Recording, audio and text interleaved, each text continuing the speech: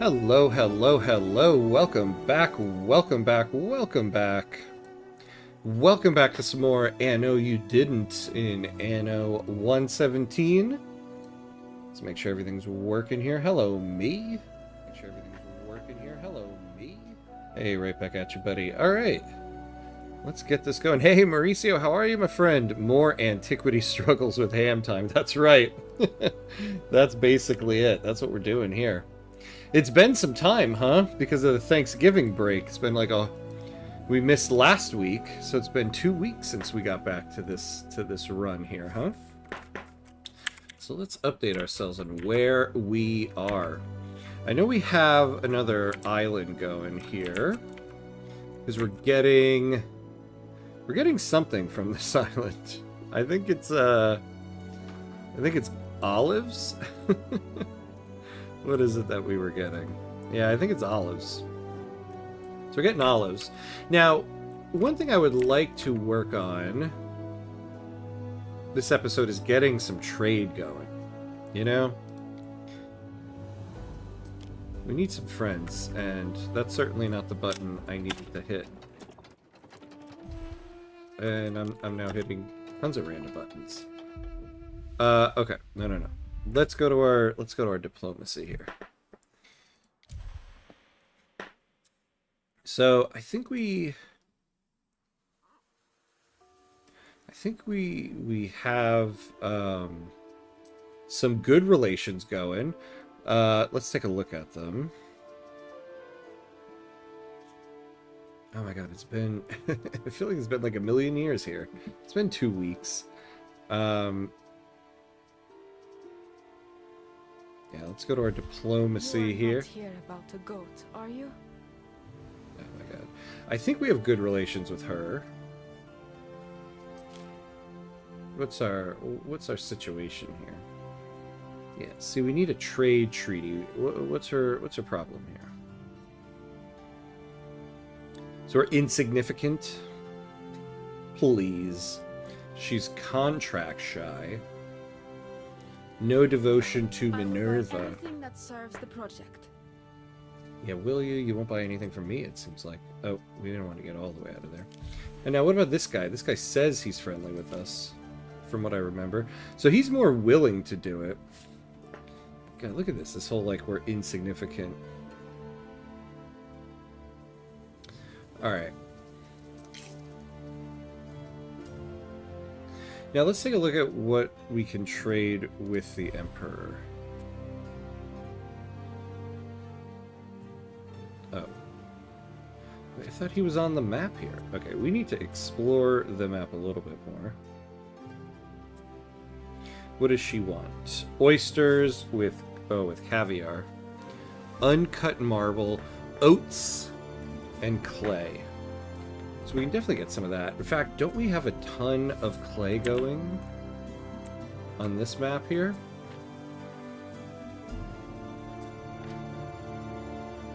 Yeah, we got a lot there. Let's take a look at our trade.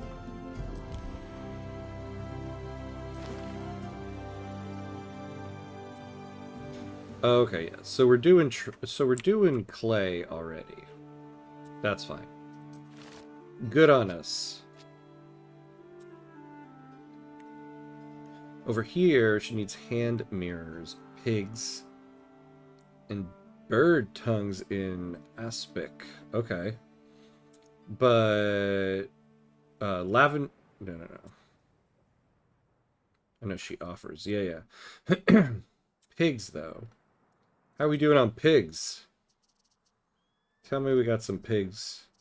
Ooh, we got a lot of pigs. Okay. So, I wonder if we can just set up that same ship, because I think we only have the one. So at Hamcut's Heights, I want you to load up 15 clay. Load us up like 20 pigs. Then go over here. Oh, no. And sell the pigs. There we go. There we go. We'll keep that boat pretty busy. What boat is this? The Felicitas. And which one was this? Oh, so we actually do have two. So what's this guy doing? Oh yeah, we're bringing stuff between our islands. Okay. Now what do we need here? What are we like actually go to? The Mad Cook. What is this? Requisition the Latium at Valeria's Marina. A mad cook has arrived in your city, claiming he can cook anything and everything. A Libertus would like to know what he's getting into before he takes a bite, and asks you to investigate. The cook asserts that the outrageous claims are true, that he really can cook anything. All he needs is the Palace Oleum, which he claims can be found at Lilibayan. I have no idea what anything was there. Okay. So requisition the Oleum at Valeria's Marina. Where is Valeria's Marina? Who is Valeria?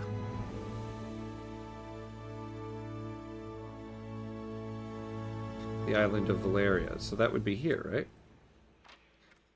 right? This guy. No, not that one.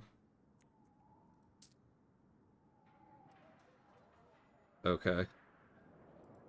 That's for sale.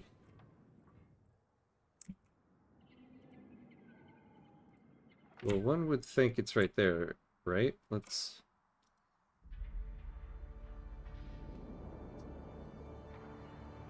The island has always been a haven, where people are free to live as they choose. Okay, so basically, we need to get ourselves another ship here.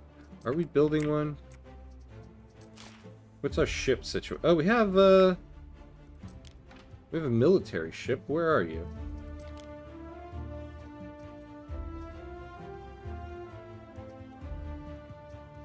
What are you doing?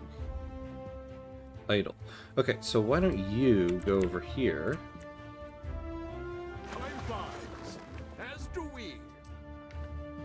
Alright, so we do that. Now, what's next? What's next? To upgrade. So we got some plebes here. Happens in Taverna, stays in Taverna. Oh, do we not have... Why, olive oil has all manner of uses. Oh, we can upgrade to the next level of person here. So let's do it. I guess we'll start over My here. husband sometimes looks like a soldier now he wears his sandals. Ooh. An Equus residence. So what does this guy want? So he needs food. Wine. Hey. Alright, buddy. Wine and cheese. I don't blame you. Alright, so let's work on that.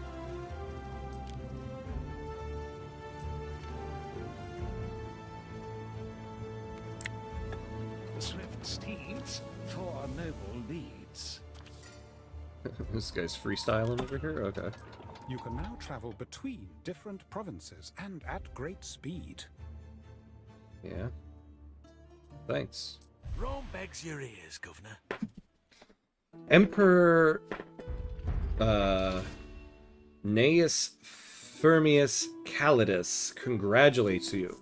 In recognition of your achievements, you have been granted the right to settle territory in rainy Albion. A challenging post, no doubt, but clearly the Emperor has faith in you. At the very limit of the Empire, will you choose to impose the Roman template by force, or soften to local ways? Choose wisely. Chiefess Voada and her Scathic tribe set fire to the last governor's villa. You can now enter and settle lands in the province of Albi. So you do have convictions of your own. Okay. Thanks, buddy. Rome begs your ears, Governor. The Empire is gearing up for war. There are plans to expand to the east. We need weapons and armor to equip an army. Send what you can. Ooh. 69. I always wonder, is this 69 tons? Is that what it's supposed to be? I don't think so, right? 69 units of weapons. Could we do this? I don't remember if we have any weapons production at the moment. But let's take a look. I mean, sure, let's take it. Just men are rare as white crows. So, do we have weapons pro? That's a sanctuary.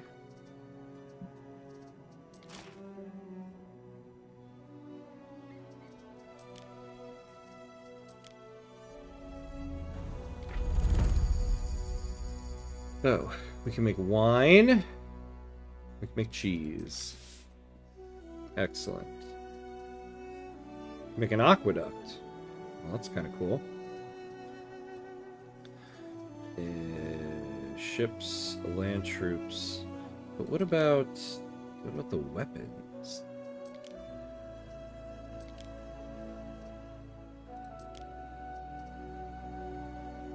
A barracks, wooden palisade, wooden gate. Ah, weapons. That would be the one. Okay. So we need an iron mine. We have iron here. So let's start with an iron mine. Where would we find such a thing? So we can do iron here.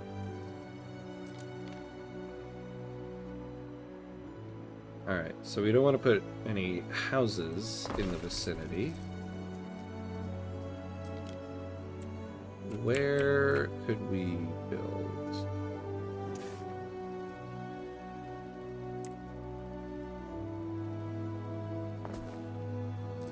Alright, now what do we need next?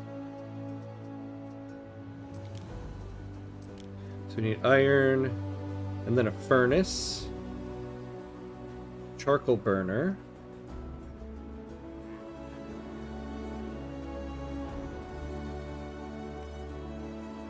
oh yeah, so we need a furnace, but it's going to be fueled by the charcoal burner, and then the weaponsmith.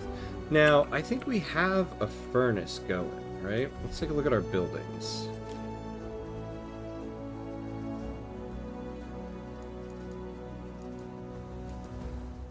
Thought we had a furnace. Maybe not. I feel like it was over here somewhere. I try to stay calm. It's the only way to get things done. The charcoal burner. Yeah, I do. Oh, what is this?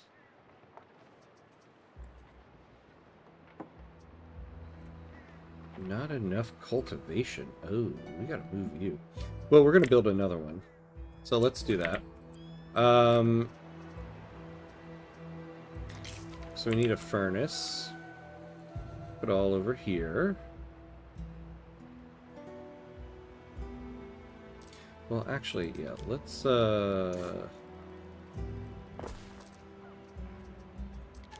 get our furnace going. Then we'll put a charcoal burner. Yeah, so we need to get this, like...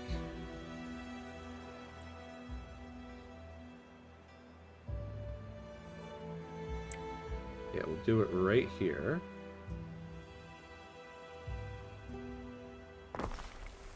Let's get a road going from there.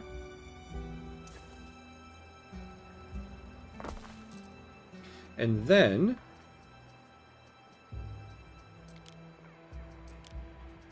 we'll get our weaponsmith.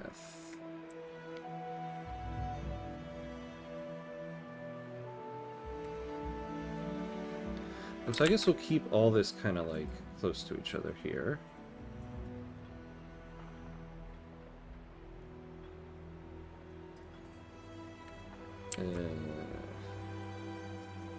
I see, we're gonna have to like keep it out of range. Yikes. Okay. Where could we put this thing? Well, I guess it's just gonna have to be what it is. It'll stay right there. We probably will need to put, we'll see how it goes. I think this stuff's gonna catch fire quite a lot. Oh well. Oh well. Alright. What kind of employees do these guys get? These guys... These guys... Okay. But we got plenty of them.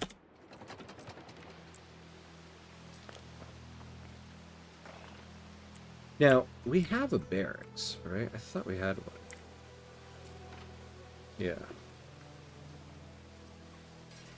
So, let's get ourselves... Oh, we need more Libertus workers. Okay. So, let's build more, you guys.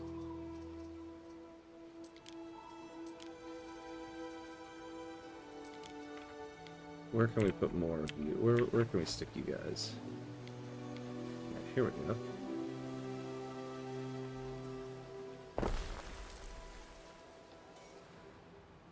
Alright, so we'll wait for you guys to build up.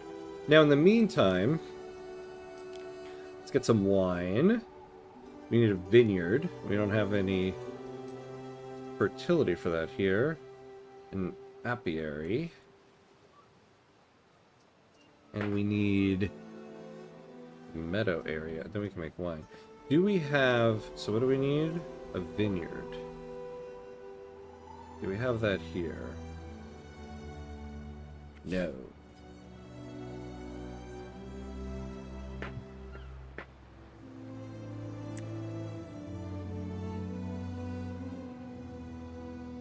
There's a lot of islands. So we have grape fertility here. More here. Jabba, hey, hello, hello, what's up, buddy?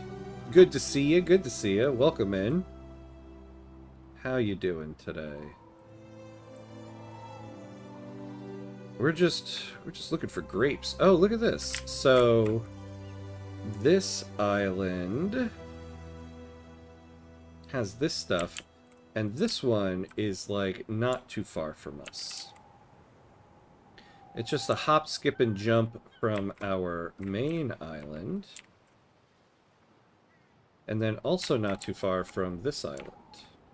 Wait, what's the deal here? Oh, full output storage. So maybe, yeah, I think we're gonna take this island so we can get some grape fertility. And then we'll just straight up make wine over there. 1 week off. What do I do with my time? Oh, that's awesome. Ha, congratulations. Well deserved. Well deserved. Sheesh. Yeah, what do you do? I mean, clearly you got to play games. The question is what game? Because there's just so many games to play. You are really into Anno right now. You could definitely start becoming a boss at Anno. Although, you have 1 week off, Thursday next week, Iberian Twilight comes out in Victoria 3, so you know. There is also that. Ooh, no warehouse in range. We need another warehouse. That is going to cost us some money, though. Like, some upkeep. Can I upgrade this one? Oh, that's a trading post. Yeah, that's true. You can play both. What am I thinking? Just do both.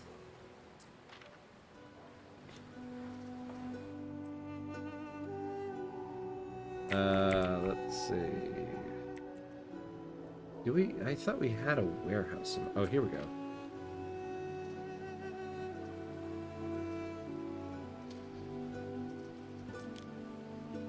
Where's the upgrades?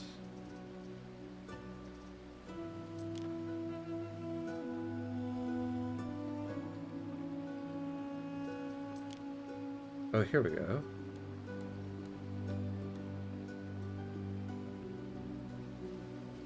No. Oh, yeah, no, these are little basket guys.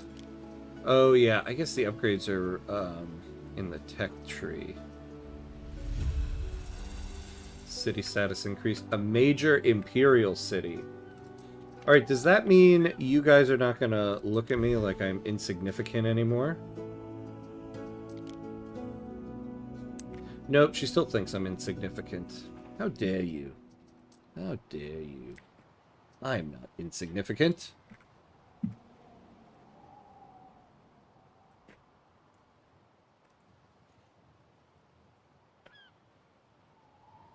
Alright.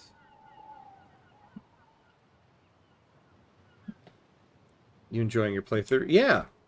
Yeah, this game is fun. It's like I think I said this before, like, it's like grand strategy cozy game. It is nice. I do enjoy it a lot. Hey, reverse ham cuts, what's up? We don't love Rome because it's big. Rome is big because we love it. That's right. That's the party line right there. That is the party line. Although remember, this isn't Rome. This is Rome. This is Latium. Although apparently now,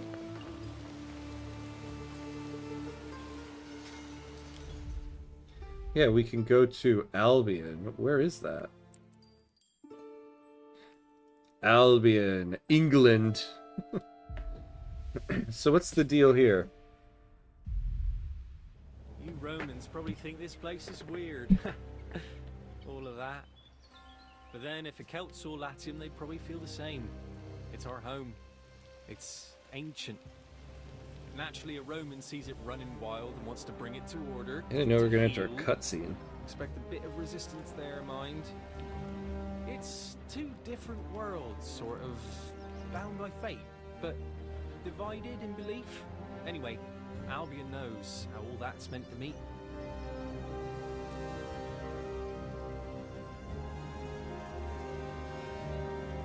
Alright. About to turn into an England run here, huh? Sorry, England. Will there be a campaign trying to form Transvaal now that an update for South Africa is coming out? After the Iberian Twilight, of course. Yeah, I was thinking... Oh wait, what's this guy still say? We need help. What did I get into here? I don't wanna...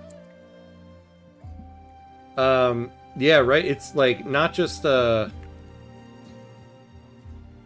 another Transvaal run. A lot of my previous runs now. I have a previous stream session as Transvaal. I have a previous stream session with Morocco. So this update is making me have to update 2 of my last stream series. I wonder what they have in the books for next year. Paradox Games, I guess. Anno has been announced. Yeah, Anno already has their stuff announced. I was thinking about that today. I was like, man, it's been like a year basically that we've known all of like the stuff that is coming out for Victoria 3. Now, Damn sails and wet hens. now it's like, now we don't know what's coming next. The bee sting. Oh, this is ours? Oh, we got some weapons and some timber, huh? We stand waiting. Alright, we'll just start exploring the island here. I mean, we're definitely getting, in Victoria 3, some update to do with the Navy and ships. They've basically all but said it to us. But, like, the full context of it, I have no idea. Especially since there's updates where especially since these updates were a delight for you, weren't they? Flavor for small countries, yeah. New mini countries for Southern Africa, lucky you. Oh my god, yeah, it's been great. All of the trade mechanics, all of the new small country content. Oh, been in heaven. Grand strategy heaven.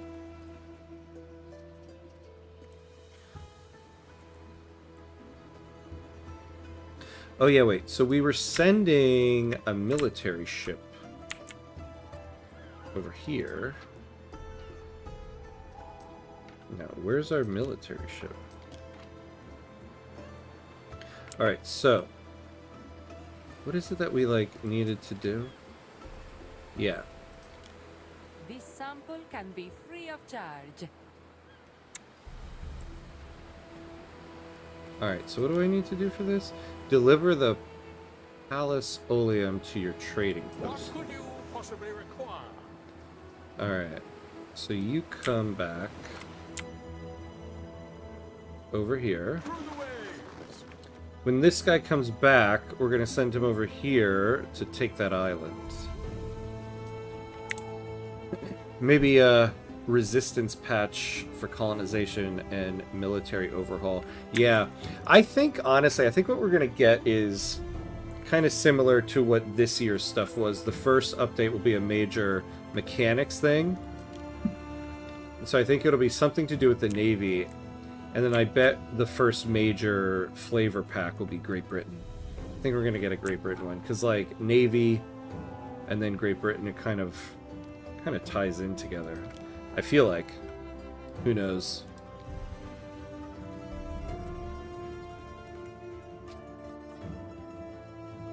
Our scouts have sighted new land.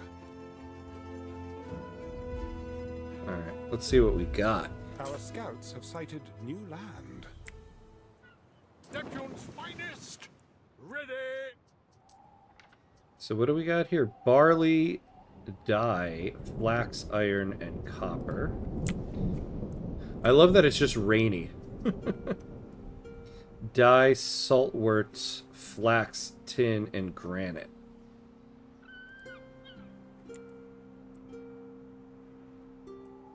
I mean, this one's pretty big. Barley, dye, okay. Well, we'll come back here, because I don't necessarily know what we need yet. Our scouts have sighted new land. Yeah, just keep finding new land out there. I'm really curious if they are going to address the military in Vicky 3. I mean, I think the fact that we're getting something for the Navy makes me feel like this next year, I think we're tackling the military as a whole. I would. That's where I think it's going. Oh, I forgot to mention, congratulations on 5,000 subscribers. I can't say I've seen you. I can say I've seen you grow. Yeah, thank you. I appreciate it. That was really cool. That was kind of a milestone I was waiting for. Very cool. Pretty much 5,000 in about 6 months. So that was unexpected and great. I appreciate the congrats. Maybe a maybe a resistance patch for colonization, military overhaul. Chamber of Commerce was June, so we are still at least 6 months away. Yeah, that's what I'm worried about. That's what I'm worried about. No! Did I just throw it overboard? What did I do? Neptune's finest. Ready. Oh my god. Oh my god, I thought I just got rid of the quest thing. Oh, grats on 5K. Yeah, thank you, thank you. Very cool indeed. Very cool. Ooh, we're like... Did it transfer? Okay. I assume it did, right? Cheese. Well, let's see what it says here.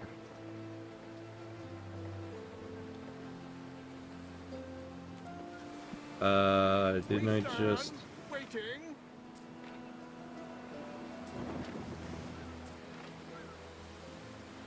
Didn't I just transfer that?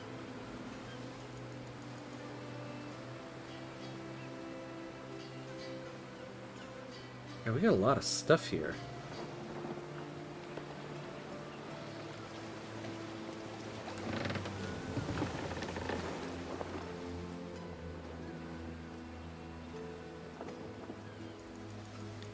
Where is that thing I just delivered?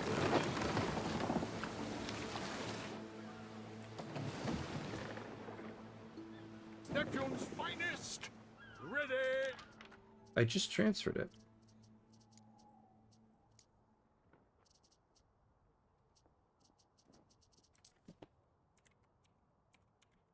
Our scouts have sighted new land.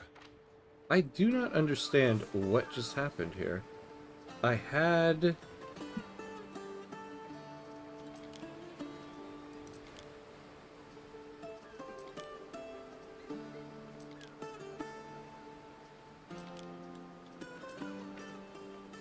We stand, waiting.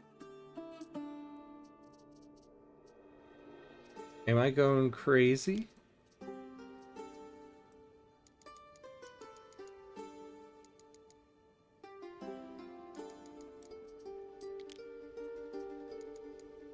Also, why is all this stuff we have for, like, 0?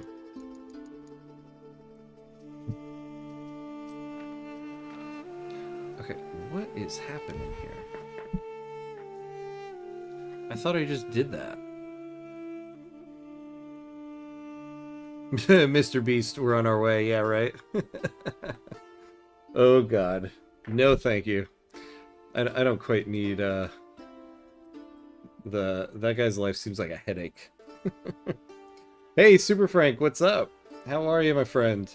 Did this Anno game show the balance or the actual amounts of goods in the trading post? I remember it being different in, I think, Anno 2205. Yeah, I played that one. Yeah, that one was... I wanted to get into that one. I just couldn't. Also, 5K, congratulations as well for my side. Yeah, thank you, buddy. Thank you. I appreciate that. Yeah, it should, right? Like, yeah, it shows us here the amount that we actually have. Though, I don't understand here...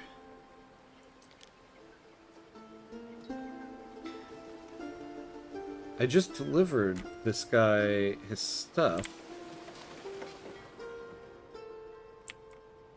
Waiting for your decree.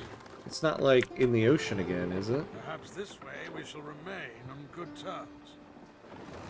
Yeah, great. Okay. Fareway, Viator. I did deliver it.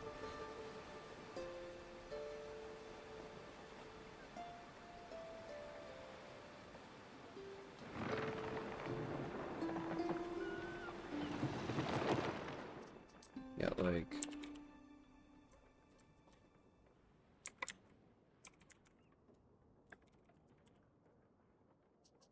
Like, where would it go? Oh. Here it is. Oh, it's not a good.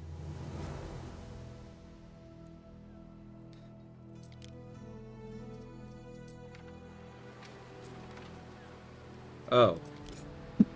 There we go. Return to the Mad Cook with the oleum. What? Where is he? Okay. He's in the tavern.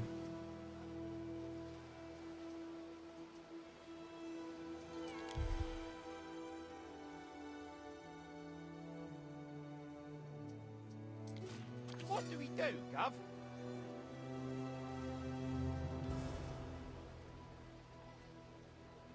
Make a What do we choice. do, Gov? The Mad Cook is poised to prepare a portion, provided he is provided with provisions. He requests one ingredient from you and another from the Libertus. What will you give the cook?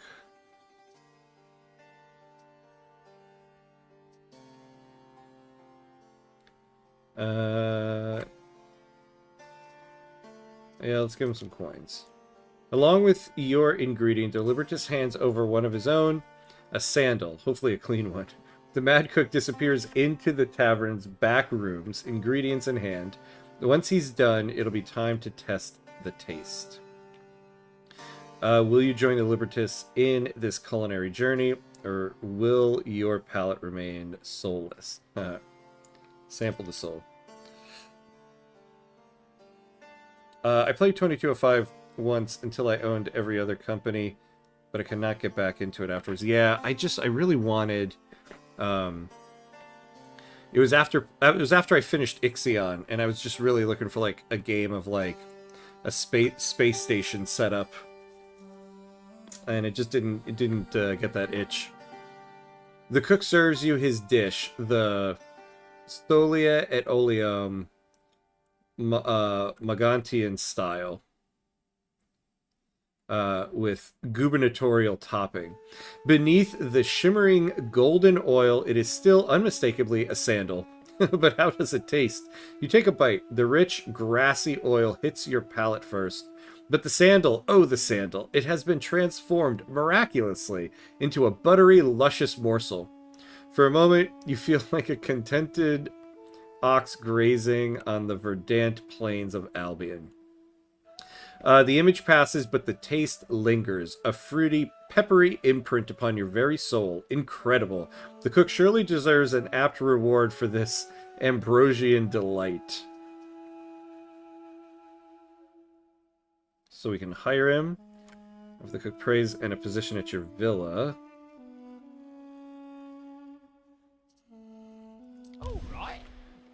All right. A genuine culinary miracle, eh? Thanks for helping out, Governor.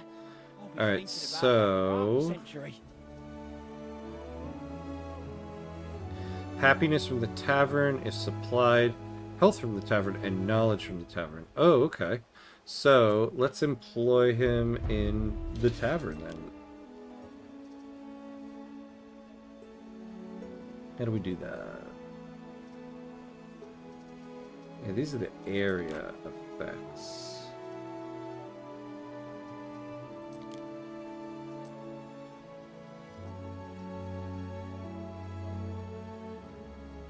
Yeah, wait, what?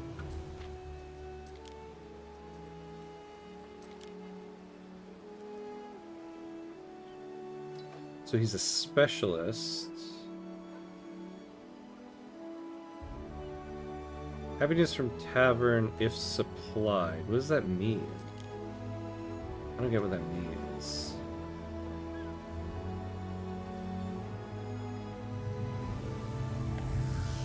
Oh, hey, Inyori!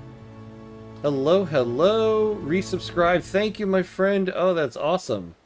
Very awesome of you.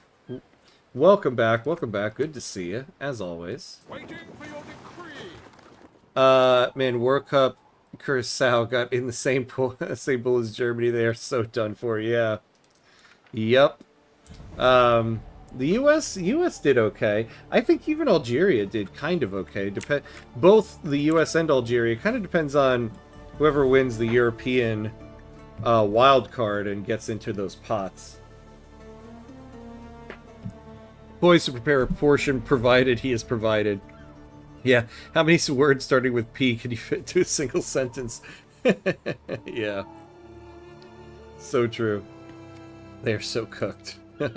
No pun intended. Oh, we got a Twitch bot. We got a Twitch bot sighting. Goodbye, Twitch bot. Alright. So now let's send this guy over to this island. You know, I forget what items we need to bring. I'll just send him over and then we'll find out.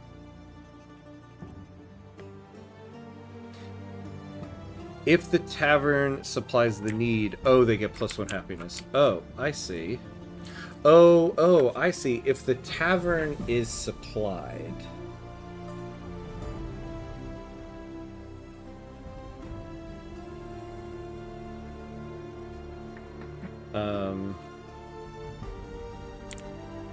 But what is it we're supposed to get? +1 happiness, +1 health, +1 knowledge. But we're not... Nearby Governor Villa, nearby... Yeah, that's the area effects. It's giving +1 population, +1 happiness. Yeah, we're not getting the knowledge, which makes me think we're not getting the other things.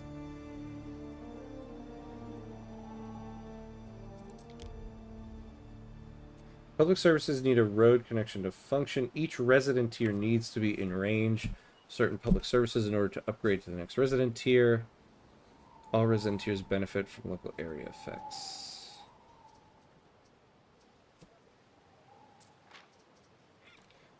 Residents in range. Plus one happiness from the tavern if supplied. Did that do it? Oh, appoint them to a villa or officium to benefit from their services. Ah. So where's my villa? Oh, here we go. You stick your tongue out and Oh, say, there we go. No, Okay. looks good. So now...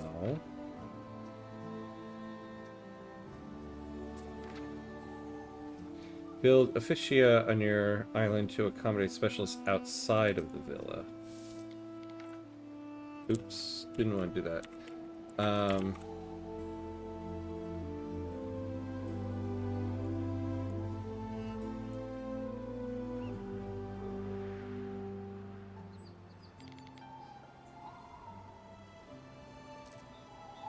So... oh yeah, World Cup. Argentina, my beloved Austria, Algeria, and Jordan. Second should be possible. But if we get second place, we play against Spain if they win their group. And World Cup over again, yeah. Oh yeah, that's right. I was gonna ask Super Frank, so you're Austrian, right? Yeah, you've got my beloved Algeria.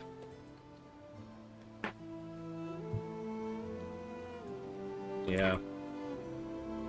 Wait, and why did you say and Jordan? I thought that group is waiting for one of the wildcard places. Right? Or am I wrong on that one? We've actually got 2 garrison there.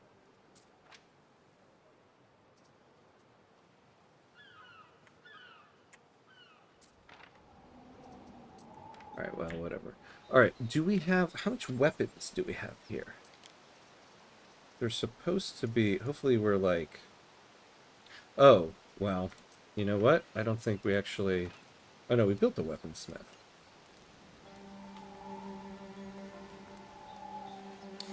Because the market can also supply the same need. Oh, I see. Oh, no, Argentina, Austria group is fully known. Oh, okay, cool. I don't know why I thought there was a wild card in that one, too. Okay, so Argentina, Austria, Algeria, Jordan. You know, not bad considering, for Algeria, considering top third place teams can move on in this World Cup. Because, I mean, I think we can both say Argentina will probably win that group. Everybody essential Austria and Algeria should be able to beat Jordan. So, after that, we'll see. Tarragon wants to claim an island. Choose View Island to jump to its location. Allowing other parties to claim islands limits your expansion unless you reclaim them by conquest. Yeah, which island, though, is...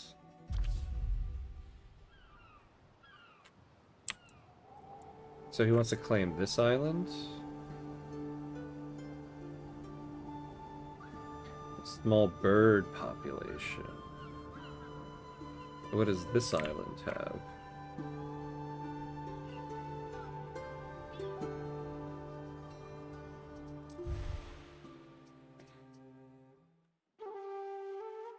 With your blessing. Gives the other party a reason to like you.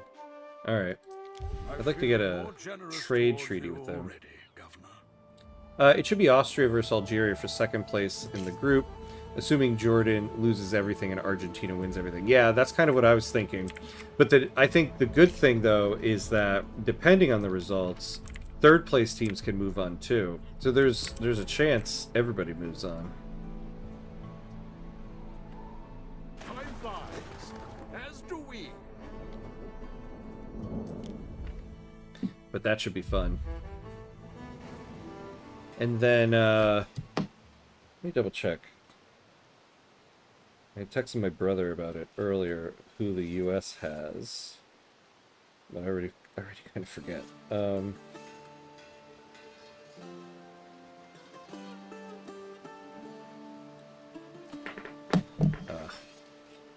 Let me look it up. This is very important stuff right now.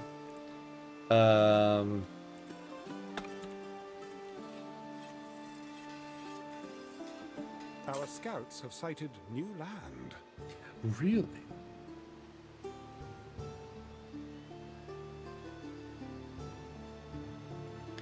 Yeah, so Australia, Paraguay, the United States, and then to be determined European team. So, not bad. Not bad. Although, you know, people shouldn't sleep on Paraguay. I have a friend who's Paraguayan, and so I've been hearing the updates of Paraguay throughout qualification. They actually did really well. They did really well against all the top teams in South America, including beating Brazil. So they're a sneaky team.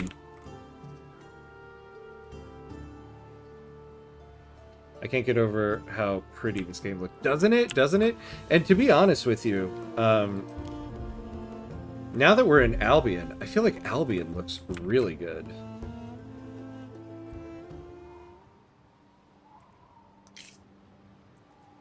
Like, look at these marshes.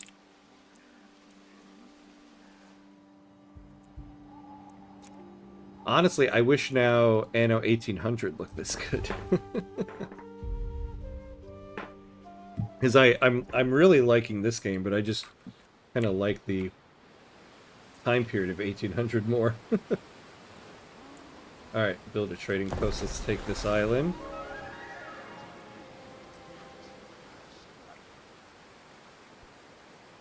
An island you control has no patron god. Pick a patron god to reap the benefits. Okay, so we can pick a patron god. Let's see if we can take one that somebody will like us for. Real 1800 time period is so good. Yeah. Anno 1800 is just so good. And this one's really good too. I don't want to throw any shade, but Anno 1800 also has the benefit of the time period being really cool. I might go back when the DLCs are on discount or something. They were recently, in the lead up to this, they're on a major discount. I'd only ever owned the base game of Anno 1800. And so before this came out, in the lead up to it, I ended up buying some of the DLC for Anno 1800. Just because they were so cheap. So let's see. Okay, so this person... What is this? What?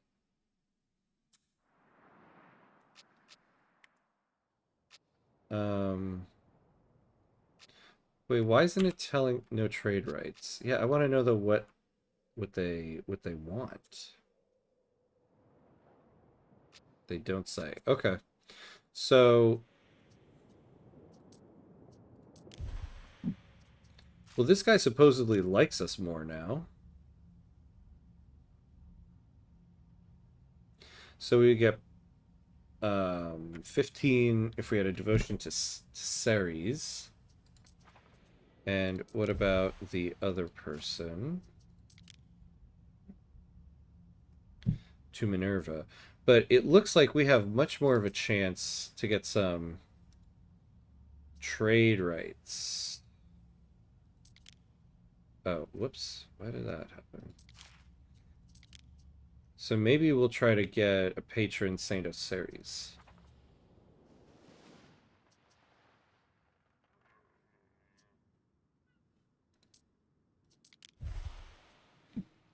Yeah, here we go. Increased production of bread, flour, wheat, forage oil, wine, grapes. Yeah, there we go. Okay.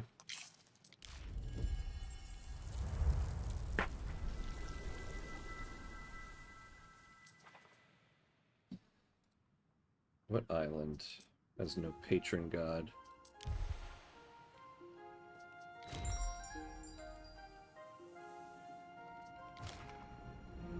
Oh, we already had...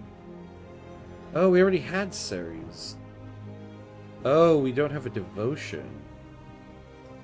Devotion is gathered over time from the belief in chosen island patrons.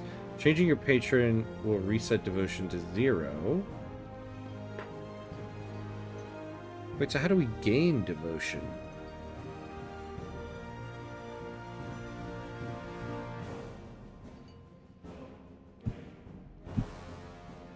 Hey, Warlock! Hello, hello! How are you? Good to see you. How you doing? Coming after watching Breaking Bad. Okay, very cool. Welcome, welcome. But I have to admit, when Egypt enters the chat next year, I'm really looking forward to that one. Yeah. You know of the rivalry. Honestly, with how the chat on my streams is like somebody from every different place in the world, I wonder what the World Cup is going to be like next summer on our streams. Just everybody talking trash to each other.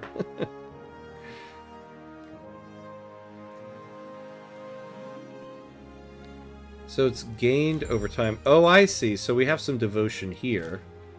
Okay, so we just don't...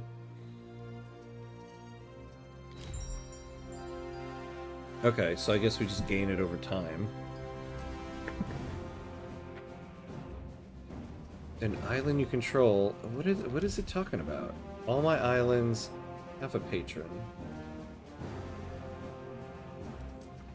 Stop talking to me. Alright, so we want to get some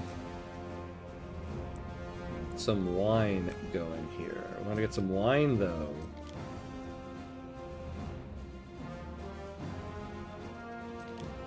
So we need to build some houses.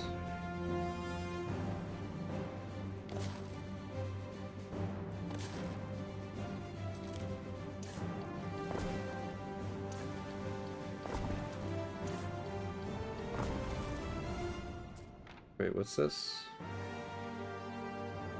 Oh, yeah. Okay, so we need to bring some wood. What could you possibly require?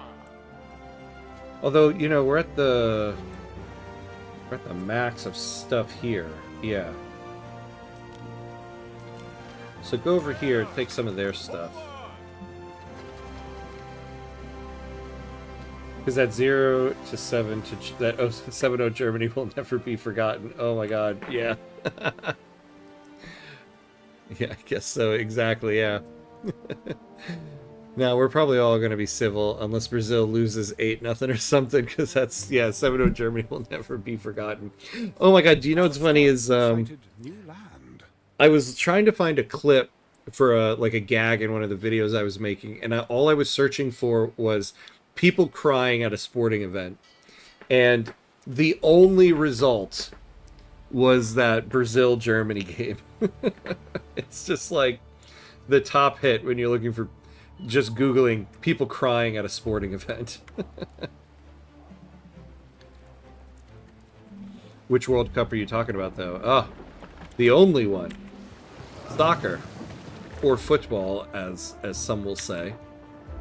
But hey, it's in the US, Mexico, and Canada, so we'll call it soccer. No need for ripping into Austria from chat. The entirety of Austria is already debating how we will fail. Not if, how. Oh no! Oh no. Too bad, too bad. You know, Super Frank, do you know the player Daniel Royer? Please tell me you know Daniel Royer. Yeah, it was brutal. Yes, it was. Oh my god. It's one of those times you kind of felt bad for Brazil. Like, I really did just kind of like, oh man. I mean, it's nice to see the big team lose, but not like that. Yikes.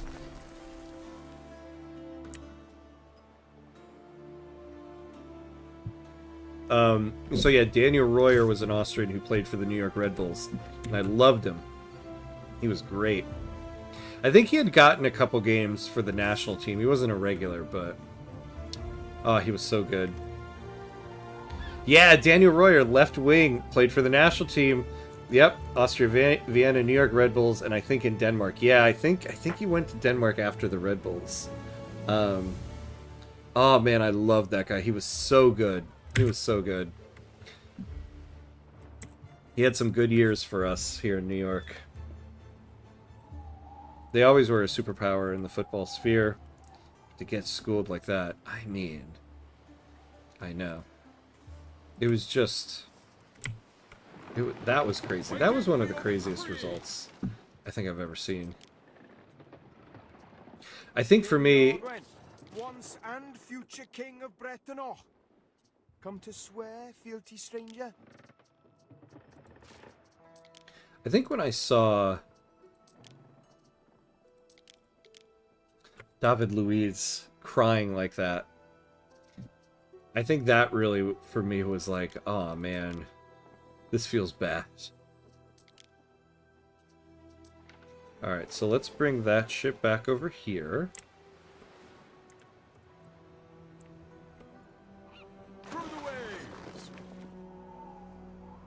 Also, there was a guy called Ernst Obster. Yes, I know Ernst Obster, who played for the Red Bulls as well.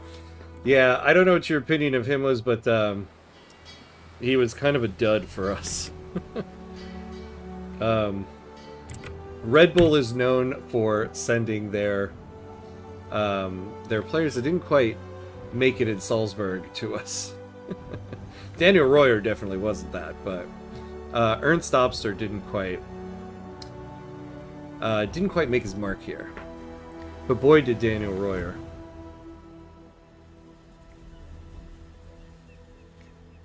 Because of the whole CR7 thing, and Daniel Royer wore number 77 for us, I would always refer to him, to my brother, just to kind of piss him off, refer to him as DR77. What could you possibly require?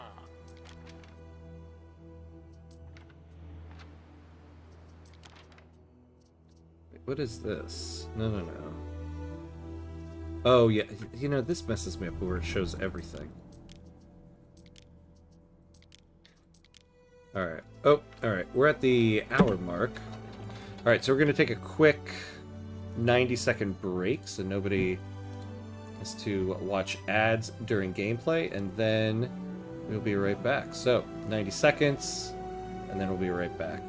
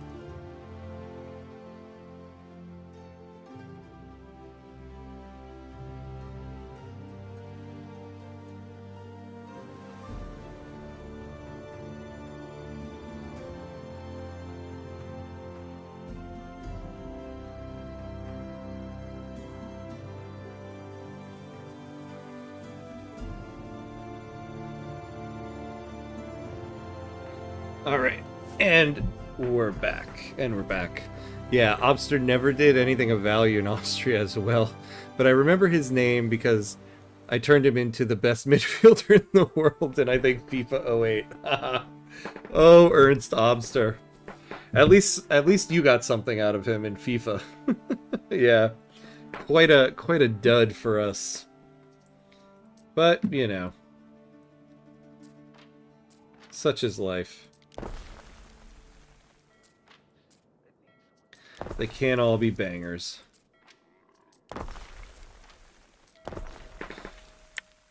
Alright, over here, we should be building... Oh, look at this, we can do concrete. Okay.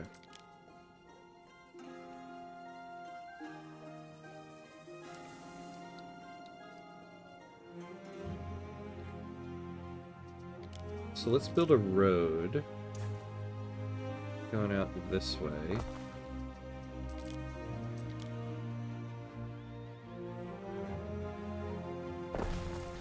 Alright. So we can get this place started. Now let's get ourselves situated in Albion. Oh, man. Alright. Actually, we should do a team check. Super Frank, Jabba, Warlock. What are your teams? What's everybody's affiliations here? We don't actually know. It used to be one of my first questions to anybody who wasn't from the United States when I would meet them. Be like, who's your team? Because back when I was a kid, there were so few people that liked the sport. Anytime I met somebody from outside the United States, I was like, please talk about soccer with me. I have no one. You have encountered Ather Lorgwyn. He seems to be a proud Celt. How do we wish to respond? Rivals are political parties that have their own reasons for engaging with you. Open the diplomacy menu to learn more about alliances, trade rights, and other treaties. Yeah, let's do polite greetings.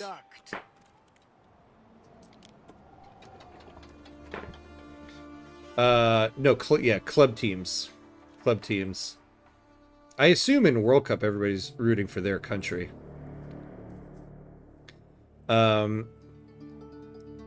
You are a football fan from New York, so I can finally ask a question I always wanted to know. Did the arrival of Villa, Lampard, and Pirlo do anything regarding the popularity of the sport?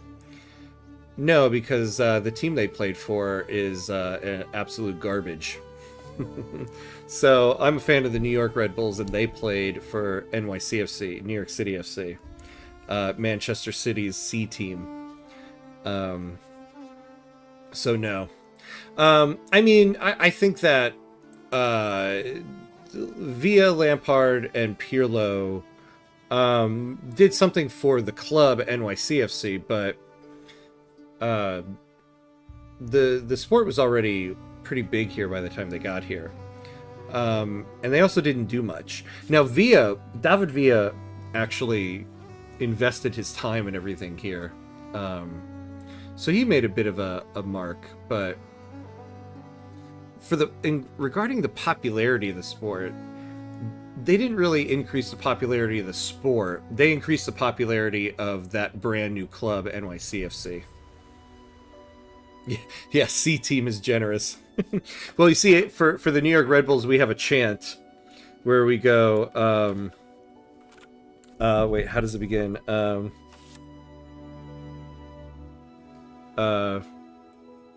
Oh yeah. So no. We have a chant that goes, "Your Man City B, your Man City B."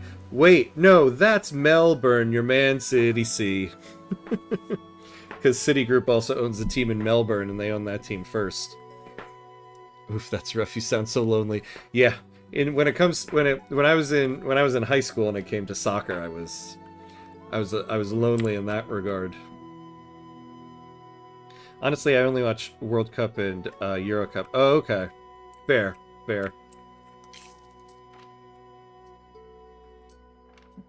Oh no, Man City B is Girona in Spain. Oh yes, that's right. Girona. Although, no, I think we I think we created that chant before they owned Girona. But you're right, Girona is now definitely Man City B, which means NYCFC is now Man City D. Yeah, exactly. C is Melbourne, D is NYCFC. That's a clap for Super Frank right there. Any shade thrown to NYCFC is a clap from me. All right. People are taking islands here. Okay, what am I doing with my life? Let's do this. So, we've got beavers. Barley, resin, seashell, granite. See, I don't know all of the inputs for goods yet, so I'm not necessarily sure what we need. Herbs. I feel like we'll definitely need barley, right? But dye. Ponies. And tin. So, I think we'll definitely take this island to get barley. We have resin, but beaver and seashell. Okay. So let's get our ship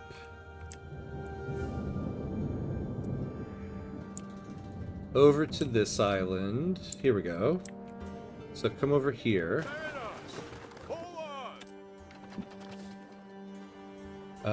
There's so much money going around in sports, I find it kind of ridiculous. Yeah, it's so true. It is getting really ridiculous.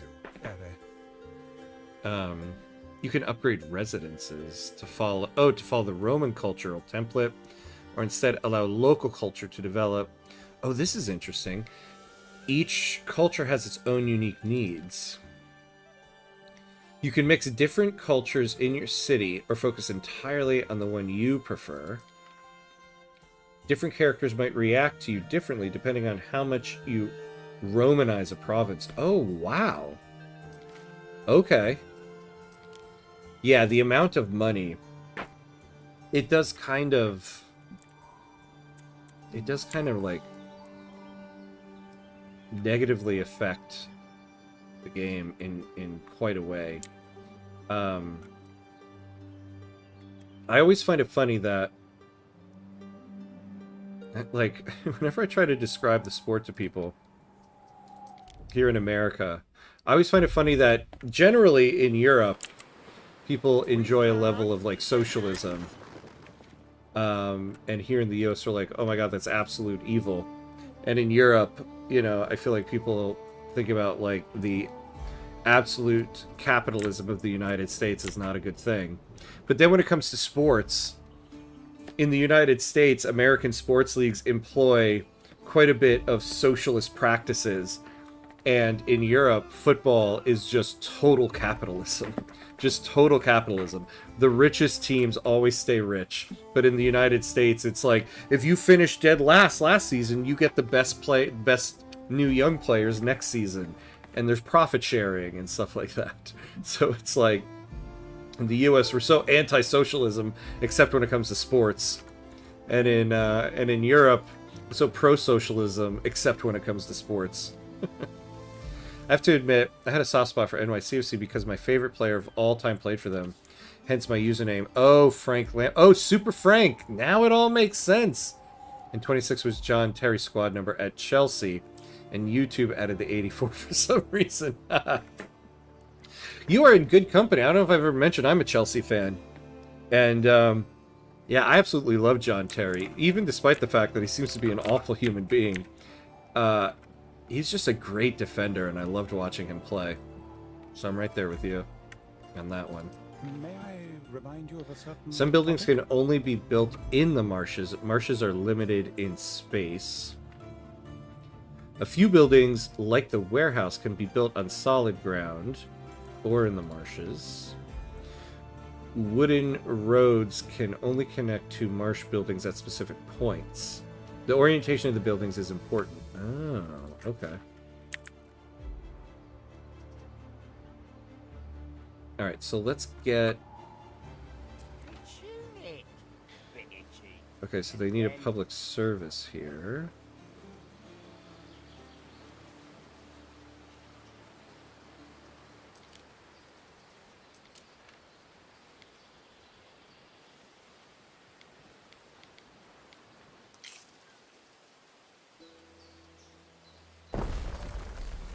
Oh, whoops. No, hold on.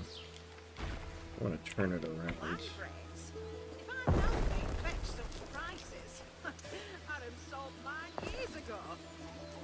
Alright, so I want to build a vineyard. Oh, we need concrete. How do we build concrete? Limestone and sand. Ooh, okay. Oh yeah, for sure. I have a colleague, and he got scouted from Kenya to play in Rotterdam. Wow. I mean, other teams don't do stuff like that at all. Like a rural team is just screwed. Yeah, exactly. Yeah, I always like to say, in the United States, we have the myth of the American dream. If you just work hard, you too can make it. And it's like, yeah, in actuality, that's not the case. And I always say, in Europe, the equivalent of the American dream is promotion and relegation. You know, in football, if your team just plays well and they get the results on the field, they too can become a major club. And it's like, yeah, no, that's not actually how this works. So here in the US, we have the American dream. In Europe, you have promotion relegation.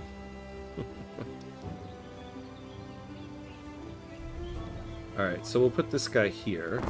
We need a warehouse. Hey, LaPlace! Hello, hello! How are you, my friend? American Dream is a myth after 1980. Yeah, just like promotion and relegation is a myth.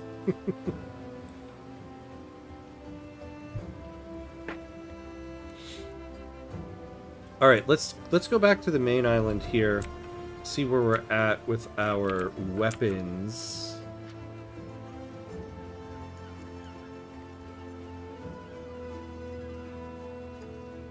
Alright, let's just take a look.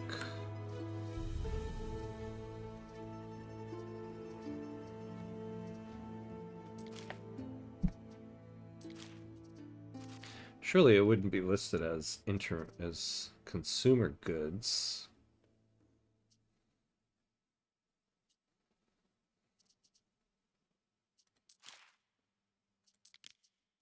I still need to learn the menus enough.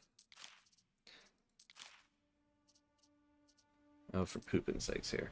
Oh, here we go. So we got 39. So we need about 30 more. Like 70% or something that promotes, yeah, relegate back next season or something really high. Yeah, exactly, because you can't... Yeah, you can go up one season, but you're not going to be able to compete with these billion-dollar teams. Let's be real. If the promoted teams last season in the Premier League would have been somewhat competent, either Man United or Tottenham would have gone down. I would have loved it for the chaos alone. I know, right? Especially someone like Man United. Can you imagine? I actually wouldn't want to see Man United get relegated because that would just be a sad day. But man, if Tottenham did, oh, just, oh, pure gold. Reagan shattered American dream with his economic policy. On that, LaPlace, you are absolutely right. Down the decline of the United States started with Reagan and his trickle-down economics, among many other things. Alright, let's see where our guy is in Albion. Not exactly sure, but it's really high. Yeah, exactly, it is. I mean, most teams don't really make it. Like, we've had the same teams pretty much for decades. Alright. So let's build ourselves some residences.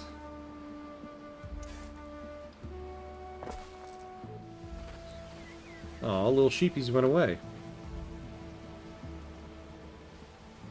Water residence. Okay.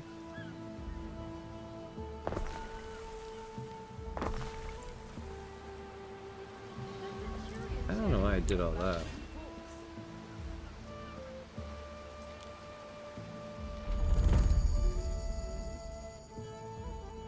So, cockles and eels. Okay.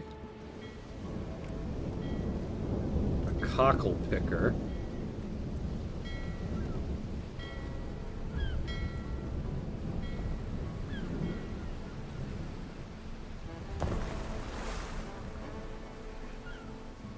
An eel grabber.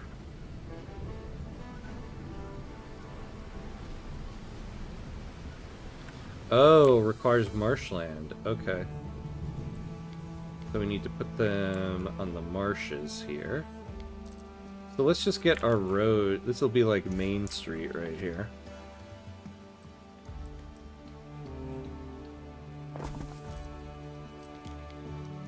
And then we'll just put you right there.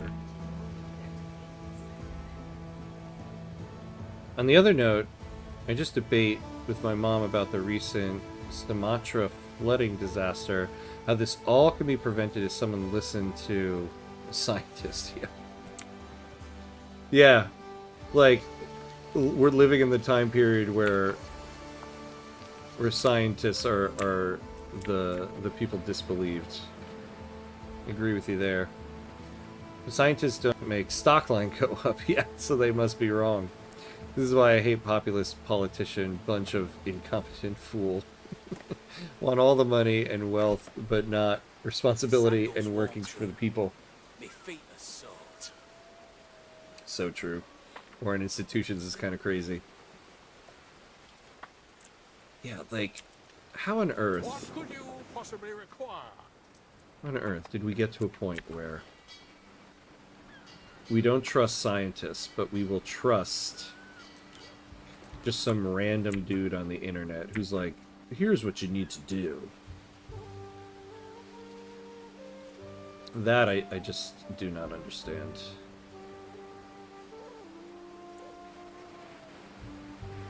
Where can we put this guy where, like, he'll be left alone?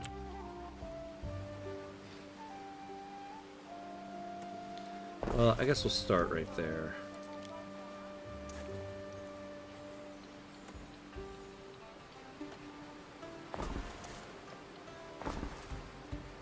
There we go. Yeah, I get that you could be skeptical, but come on. Yeah. I think it's I think it, for me, the thing that irks me beyond measure is when it's like a scientist, any bit of the scientist being wrong, you're like, oh, anything science has ever done is wrong. But some random person's blog on the internet will be like, well, they said it. It must be true. And it's like, yeah, but they've been wrong in all of these points that I can show you right here. Yeah, but whatever. Like, there's so much leeway given with random people on the internet, but an actual scientist, it's like everything they say must be perfect and spot on, or it's all nonsense. I think that's the thing that gets me. By the way, yeah, you can hold shift. Do you know, I always forget that. Always. Thank you for the reminder. I appreciate that. But in all honesty, was there ever a period when scientists had a say in political discussions? That's a good point. That is a good point, but I do feel like we're at a really bad point in that right now. You know, like I do kind of feel like there was a period of time where, you know, scientists were doubted, but in the end were listened to. And now we're just straight up like, they don't know anything. Auto circles the building, yeah. Yeah, I always forget the little shortcut things in this game. In every game, really. I even forget some in Victoria 3, and I have like thousands of hours in that game. The current trend with everything in the world cannot end well. I don't know when I think something will crash, and not only the stock market. I have such a bad feeling about the next 20 years. Well, I'll say this as someone who teaches college. I feel like the next generation of people, of young adults, the like people who are like 18 to 24 right now, they seem to have their stuff together. I don't know. I feel like the next generation is gonna save us all. I feel like my generation just kind of sucks right now. But the next generation, man, I have high hopes. So I don't know, but yeah, who knows when they get in power, things suddenly will be different. But so far, it does seem like they have their stuff together. Don't get me wrong, you can critique the central government, but the local government starts acting like Viscounty and ignore any warning, and their job is plain stupid to me to blame the central government. Yeah, agreed. I mean, that's not their lane, but it should be consulted. Yeah. Arnbrack, hello. The quality of political discussions in the U.S. particularly has eroded dramatically, so that's not helping. Yeah, I agree. I feel like part of it... I feel like part of the problem has been... At least, I don't know if it's still like this, but when I was younger, it was like... You don't talk about... There's two things you don't talk about in public. You don't talk about politics, and you don't talk about religion. And the thing about that is, like, not talking about politics is like... Politics is about... In the end, in its base, in its core, it's about how do we all come to a base understanding of how we're all going to collectively live together. And, like, that idea of, like, you don't talk about politics is what got us to this point. Like, we need to talk about politics. This is because not having discussions with people you know and care about and trust about politics, that doesn't just not happen. That void got filled by all the nonsense and falsehoods online. And so I think part of the problem with the discourse is that we didn't have any discourse for so long. USA boomers lived through the golden time. It's not strange that they all want to go back. Yeah, but I mean, like... Yeah, people want to go back to, like, what, 1950s United States? I mean... So the social norms of the time were awful, but it's also kind of funny because, at least economically, it was, like, a time period of, like, up to, like, a 95% corporate tax rate. Like, if you want to go back to, like, the economic situation in the 50s, yeah, let's do it. Let's do 95% corporate tax rate, because that's what it was. But the world moved on, so yeah, they are disappearing. Yeah. One of the main issues, in my opinion, is that we don't even can agree on the truth anymore. Yeah, even facts are debated. Groceries are more expensive. No, they are not. How can you debate with this? Yeah, exactly. Exactly. That's the problem. That is, like, how do you debate with that? I don't know. I don't know how you debate with that. I don't have an answer to that. Do we have limestone fertility? Although it said just like an island, a mountain. Oh, we can just do it on, like, any mountain slot. Ah, I see. So, we should just put it right here. Because we have this right here.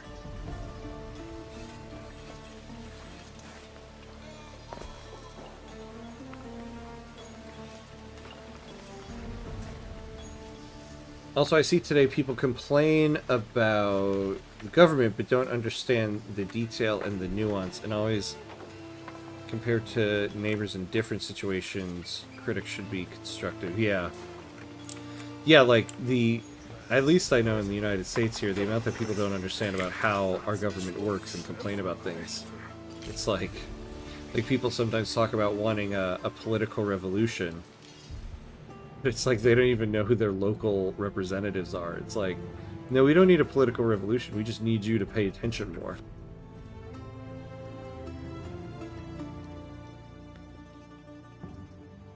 I really wish the tooltips would stay. I really wish we had tooltips within tooltips in this game, like we do in Paradox games. Ready access to water would improve the safety of our cities. Okay, let's do that.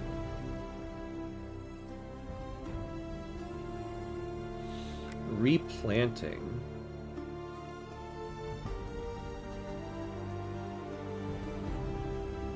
Choose the Celtic path in Albion and House Smiths in your realm. Oh, okay. So we can't really move forward or choose the Roman path. Oh, I see.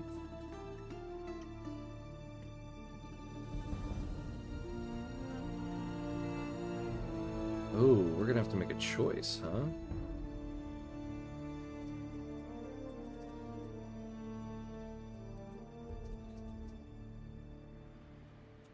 Cult of Minerva.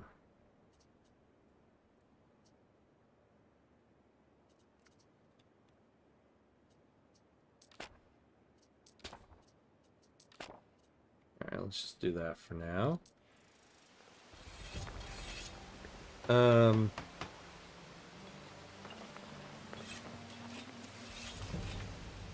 Hey, Dinok, hello, how are you? What do you think of the game? I really love it. I really do love this game.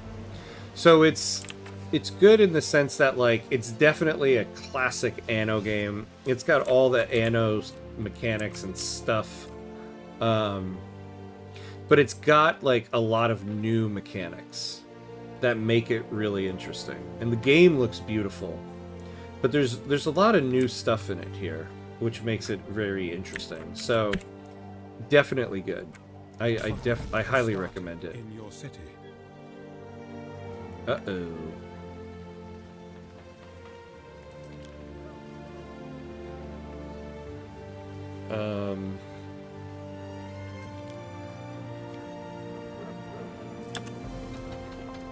Wait, how do I call those guys out?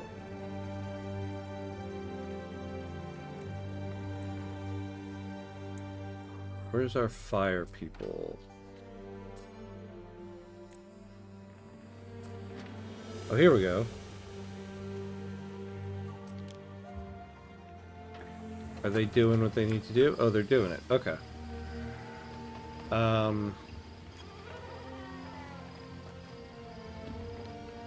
They're living out an idea and not reality. Making decisions, not the idea.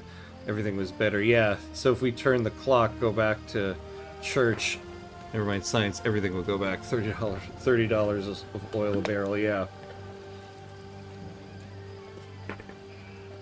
Yeah, they don't even know what they want to go back to. They don't understand it, I mean. Not opening that can of worms, but even the U.S. government does not seem to understand how the government works and what they can and cannot do. Yeah, although I would say, yeah, a lot of people in the government don't know how the U.S. government works, but I think unfortunately a lot of them do, some of them do understand how the U.S. government works, and they do know what they can and can't do, and are doing it anyway. And doing what they cannot do anyway, and that's a problem. But yeah, it's true. It's just so many people in the U.S. government don't like... Like, there was a representative recently who voted on something and did a town hall. And people were like, why did you vote on this? It had this in it. And the representative actually stood in front of these people and was like, well, I didn't know it had that in there. Like, I didn't read the whole bill. And people are like, what? Like, you voted yes on this thing and you didn't actually read the entirety of it? Like, this is the people... We have, like... We just have dumb people ruling us. Like, that is the problem. Ubisoft is so petty. To help the player. Oh yeah, with the tooltips, yeah.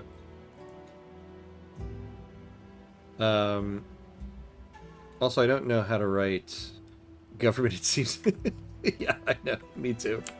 I have certain words, like, I just cannot... I cannot type.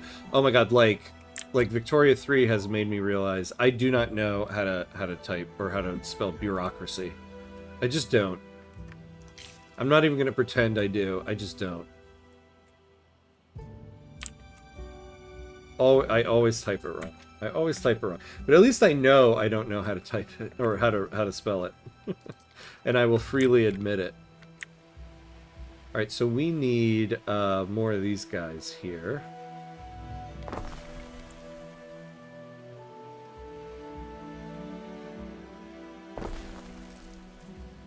So let's build more of them.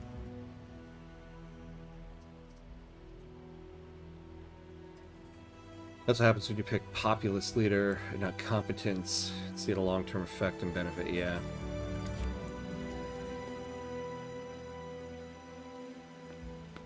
God, apologies. It's one of those days where you have like an itch in like the back of your throat. It's just like the most annoying feeling.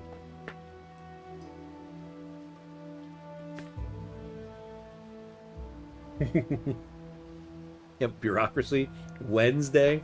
Particular. Revolting, yeah. Exactly. There's just too many things to remember in life. I can't remember how to spell bureaucracy. Alright, where are we with weapons? 51, we're almost there. I think we'll make it. How is this island coming along? Oh wait, that's right. Okay, so we need 3 shingles. So let's get this guy back over here. I think we got tons of shingles. You know, we should build a trade ship so that we're not using our military ship here. It's 3 cargo slots. Yeah. Let's have you build that. I think we got a ton of shingles. But we do need to build concrete. So we got limestone. We're doing sand over here. Oh no, that's a salt pond.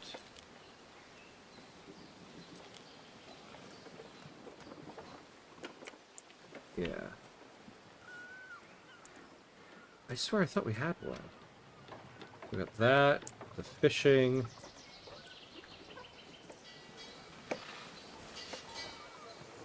Yeah, that's just salt. Okay. So sand.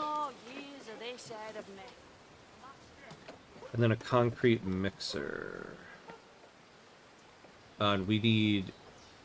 Okay. We need 10 of those guys. So let's upgrade some more of these people. Garum makes for a broth a dumpling hopes to die for. Yeah, sure. It feels like it does you good to eat a sardine. Some people make a lot of money selling bread. So now, let's make a concrete mixer.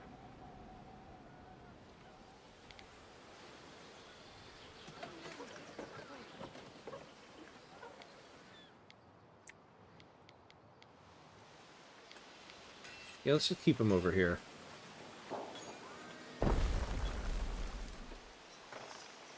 Alright, let's start making concrete. Well, we got a left-wing populist here now. Oh, but he seems more rooted in reality. Okay, thank God for that at least. I guess he is center-left. Yeah. Better than far-right. As a self-taught English learner, and it's my 3rd language, I don't understand how America failed TOEFL or... Don't you guys use English daily? I actually don't know what Construction those of ship stand has for. finished. What is that about? Neptune's finest. Oh, here we go. Alright, so we have the military ship here. So let's get some shingles loaded up. Is there anything else we need to bring over to that island before we go? God,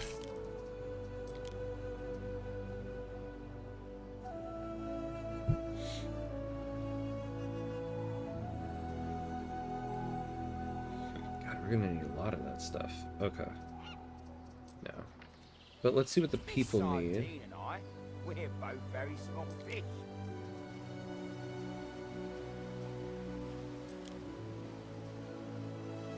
Oh, and hats. I feel like we had a lot of hats here.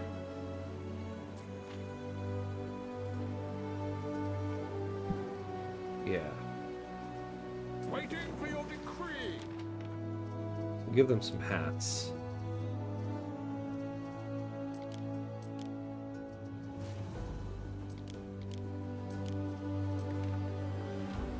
Alright. Go back over here. It's an English proficiency test in here. I think it's English final exam in your high school or college. Oh, okay.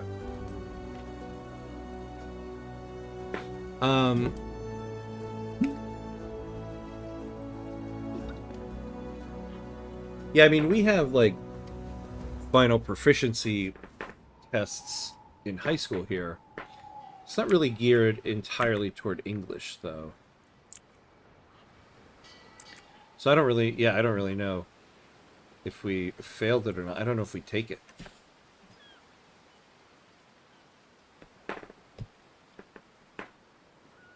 Like, we wouldn't really take an English proficiency test here.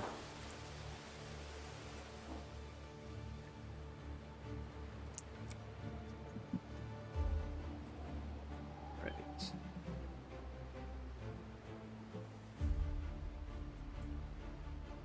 let's see what we have going on here.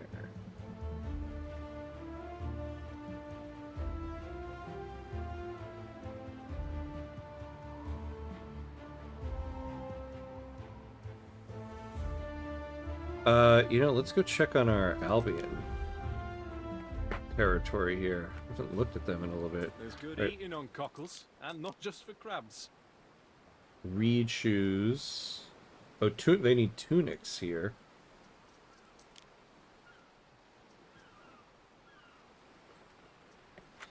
You know, can we send supply over here? Let's look it up. I forget how you do that in Anno 1800, but how do I I hide in auctions. send The legions never seem to look up. goods from Latium to Albion? Set up a trade route using a ship, selecting your Latium island as the pickup point for specific goods. Okay, so just like you normally would.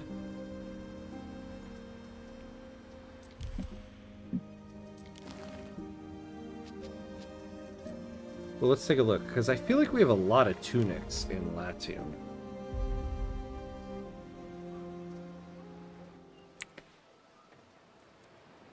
You know, we haven't saved in a while. Let's give this a save.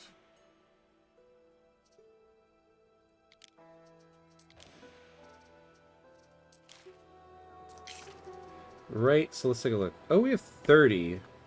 That's not a lot. These guys seem to have a lot of stuff here.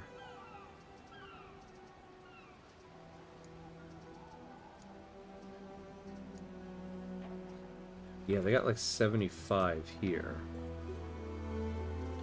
I want to keep a trade ship here. So why don't we get another civilian ship?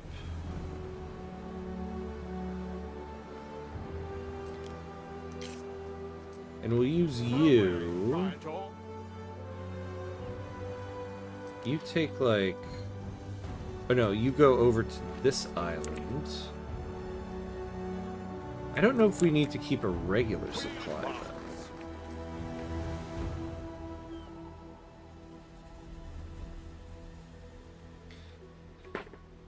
Hey, hello there, Sempimus. Hello, hello.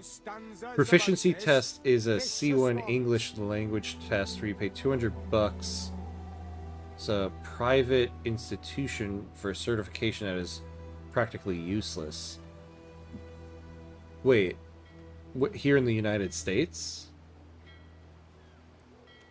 I don't think... To a private institution for a certification that is practically useless. Yeah, I don't think I've ever... What could you possibly require? I don't think I ever took something like that. Well, sunrise in 2 hours, I should go to sleep. Have a nice rest of the stream. Yeah, thank you, Super Frank. Thanks for hanging out. Good to chat with you, my friend. Good to find out I got a fellow Chelsea fan here. Cheers, my friend. I'll see you next week.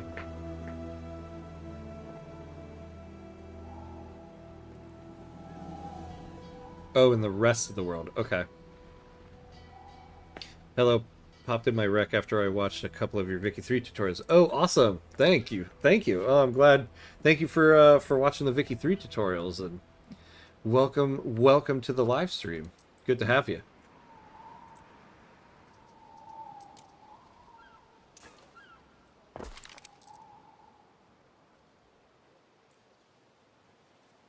All right. So we got that going.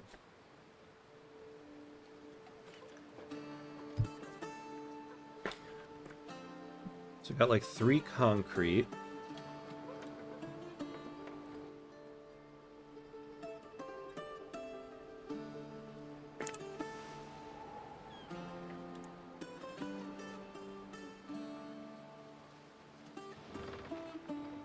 Waiting for your decree. Alright, so take some of the tunics here. Construction of a ship has finished.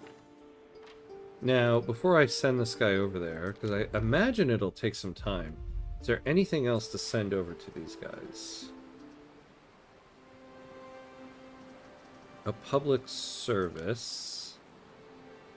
Yeah, I need more of them in order to do that. No. Alright, so let's, so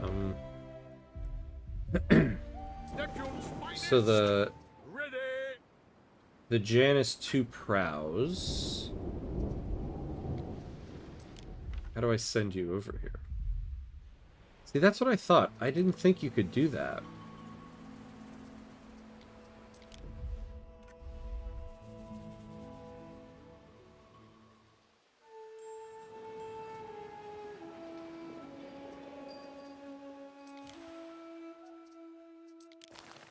How would I even do that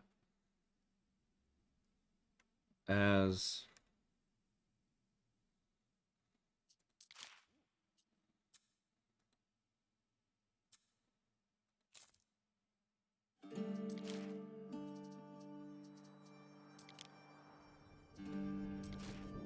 Yeah, so load up... No, not that much. 15 of those. And then unload. Oh, no, not load.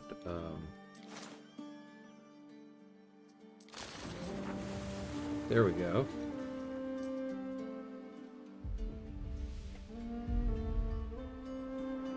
At least you are not a Man U fan, still coping and self-hating as they meant to be. Or Liverpool, still daydreaming getting their glory. Like when Salah is still kicking here and there. Yeah. Yeah, my brother is a Liverpool fan. I would say poor guy, but he's had some good days recently, so. Look smarter, it's the governor. Yo, Governor, my delivery from Diana is late. I suspect raiders. Help the merchant. We'll do it later. I don't want to do that right now. But no one can defeat the amount of self-coping Man U fans have that want to go back in time, yeah, to Alex Ferguson glory. I know, right? They're still living off of that. I mean, really, Man United has not been right since Alex Ferguson left. And at this point, Ferguson left a long, long time ago. It's too bad. Too bad. I like the map. It looks so unique. Yeah, I especially love this map, right? This looks so cool.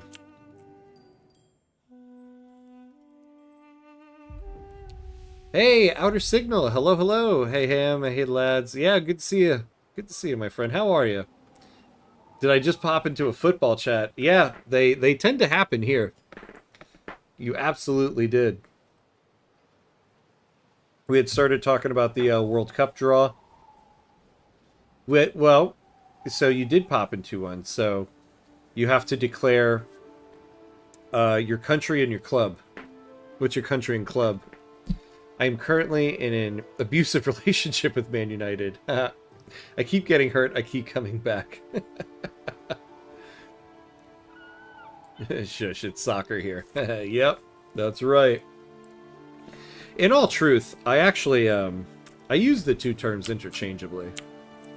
Like, I find, and I don't even like intend to do it sometimes. Like, if I'm in a conversation with somebody where they're referring to the sport as football, I tend to just say football. Otherwise, I tend to just say soccer. I mean, the sport has multiple names, so it can be football. But just to be smug, because the World Cup is in the U.S., Canada, and Mexico, I am, for the next year, going to be like, it's called soccer.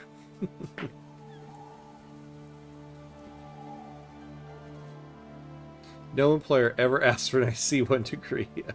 English is very much the lingua franca. Employers recognize whether you know at the required level.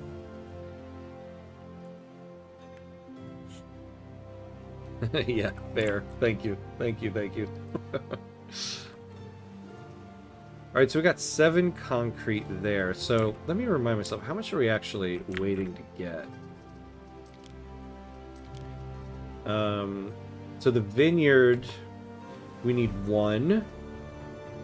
For this we need 2. And for this we need... Oh!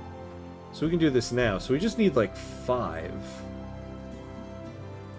Alright, so let's get that underway. A trader should know the ocean. I dip my toes inside every chance I get. So let's... Yeah, let's just send all 8 concrete there.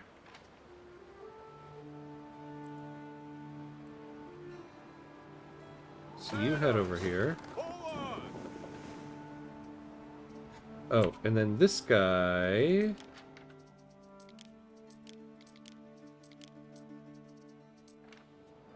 And now you head back over here. We do have quite a fleet of boats now.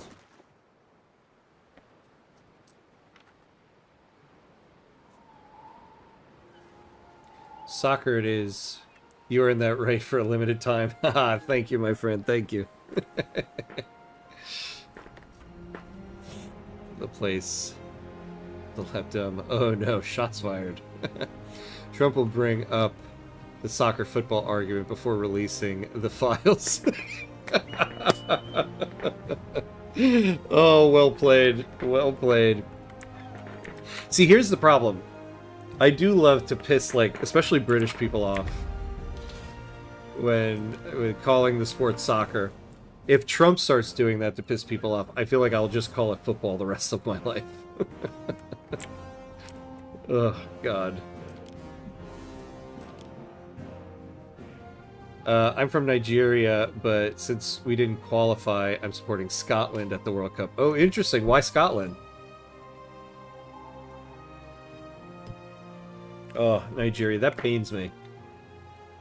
That Nigeria won't be there. One of the titans of Africa. African World Cup qualifying is so messed up. I've always hated how CAF handles the qualification. It's just like... you know, I don't know. I could go into a whole tirade about that. Indonesian employers not giving the most absurd qualification for low minimum wage job that pays you $300 a month. Oh, wait, Trump legit did that today? Oh god. See, that's the problem. You can't keep up with all the stuff that guy puts out into the world. Ugh.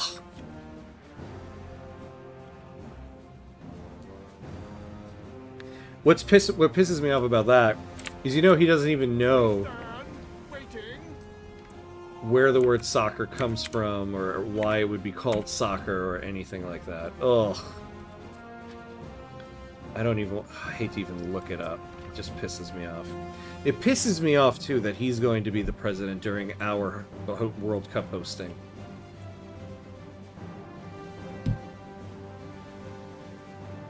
Anyway. Very good, Are. So what do we gotta do for this? Sail to Diana's Harbor. So all the way over there? Okay. Well, let's send a military ship. Where's our military ship?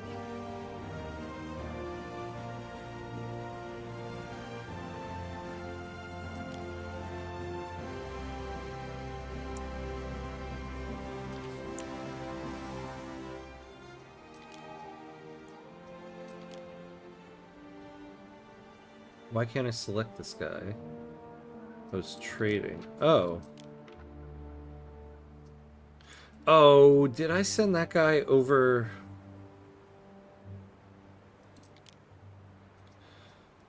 I sent that guy over to Albion. You can't say what's real and what's an Onion article. I know. I know. Oh, God. That's what's so sad. That's what's so sad. You never know anymore. The United States has just lost its mind. The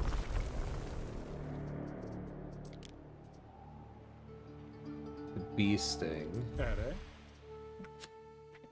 Space for the displaced.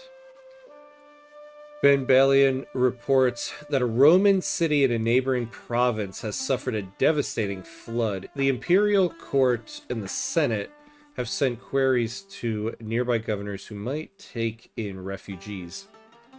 We can help our brethren if you so choose, but it will strain city services.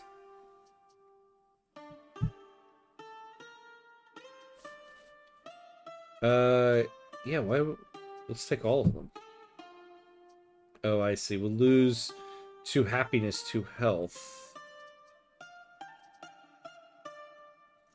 Yeah, whatever. Just take them all. We shall obey.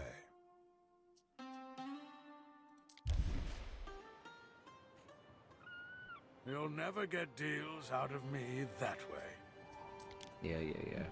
Your people are ailing. Oh, no. Got some good friends from Scotland. Edinburgh is a great city.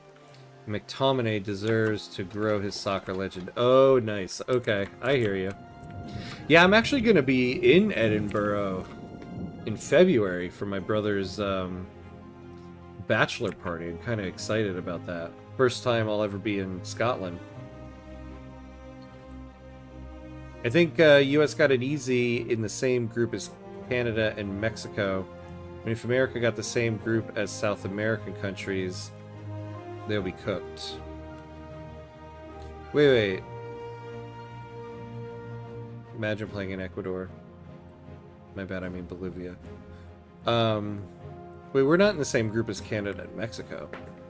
No, we got, so we got Australia, Paraguay, and then in to be determined European team. I think Paraguay is gonna be a team to not sleep on. They beat Brazil in qualification. Oh, it's supposed to be a beautiful city. Yes, that's what I heard. I've always wanted to go. As somebody who works in the theater, You know, the Edinburgh Fringe Festival has been something I've always wanted to go to. It won't be on during this, but I just always wanted to go to Edinburgh because of that. So I am kind of excited for it. Or not kind of, I am excited for it. But it's also for my brother's bachelor party, so I think it's just going to be many a pub crawl. Which is also great to do in Scotland. Alright, so we're at the 2-hour mark, so we're going to take a quick 90-second break so that we can pay homage to the gods of ads. So nobody has to watch ads during the break. So, 90 seconds, and we'll be right back.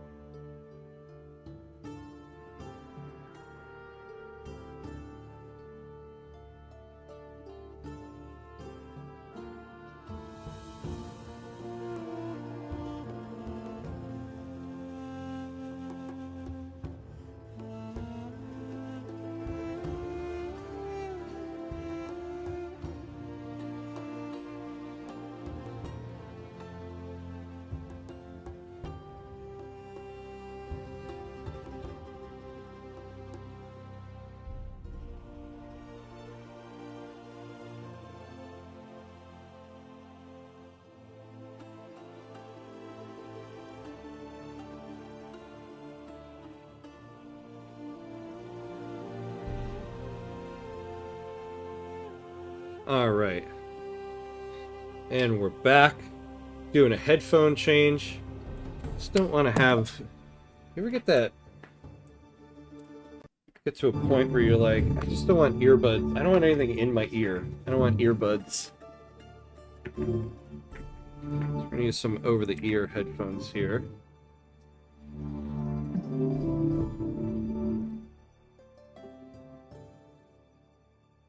There we go.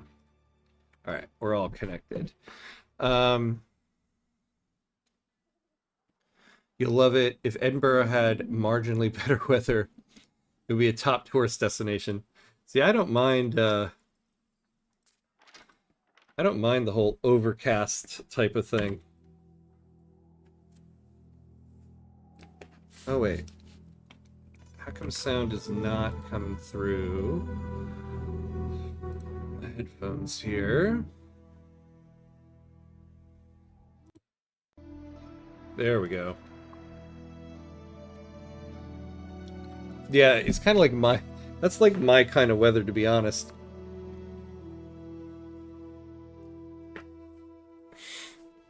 Yeah, had gods be gone. That's right. We all must adhere to the gods of ads. Who are you supporting in the World Cup?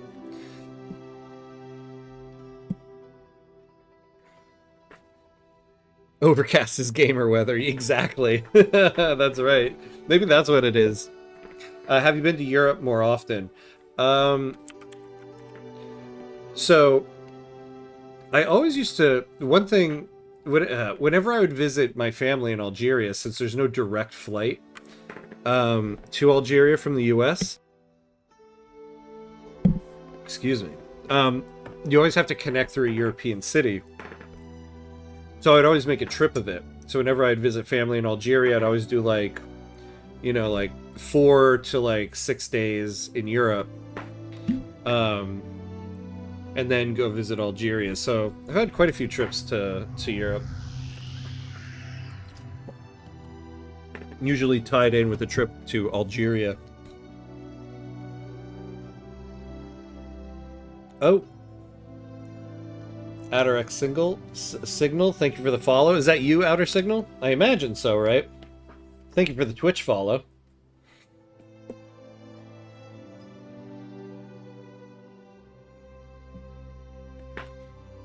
Alright. Away we go. We have disease happening, huh? Wait. What? No supply of hats or tunics. What are you talking about? We got plenty.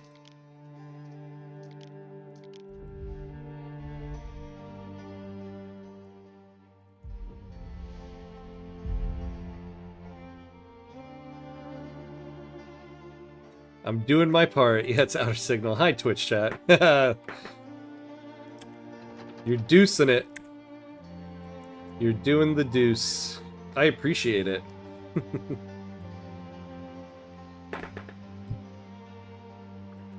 Alright. Waiting for your decree. Yeah, so I want to cancel that trade route.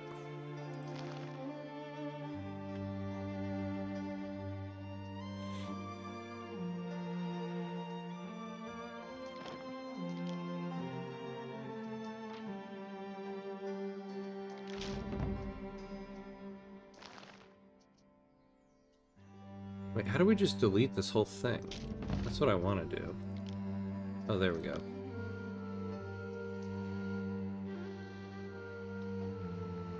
So wearing, Triantor.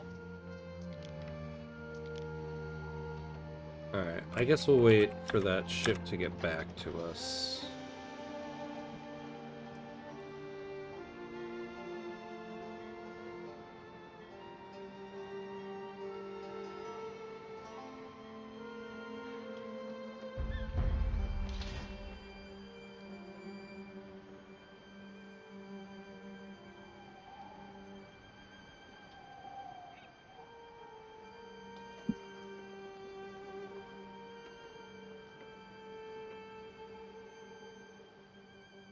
Oh. We're missing some plebes. Tavern wall's got my name on it.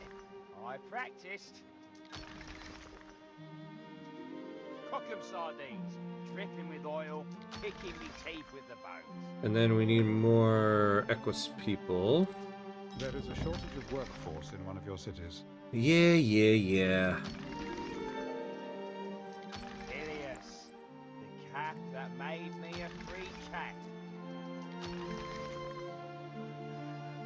Even if I only buy as a carrot at the market, I'm buying it for me. Alright, so let's upgrade more of you. The stridulating crickets at the sanctuary disperse unwelcome thoughts.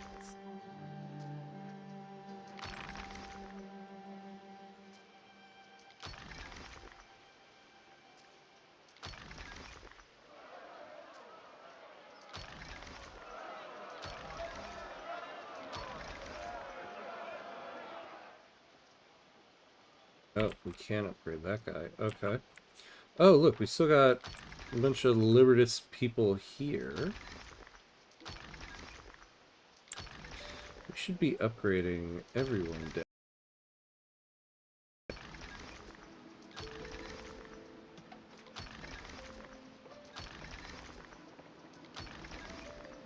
Alright, and now... get it all upgraded. Every sensible household has amphoras of water at hand. An aqueduct could provide water, naturally. To distribute water... Stupendous sight. To distribute water, you need an aqueduct source in a mountain slot. The aqueduct itself, and also an aqueduct cistern that will distribute the water to its vicinity. The water can only be distributed downhill. Choose a mountain slot high enough to transport the water to the lower part of the island. Water is a limited resource.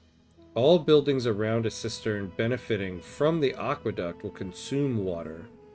Check the aqueduct menu where you can manage water consumption. But yeah, they've really added some cool new mechanics here. Okay. The sound got weird.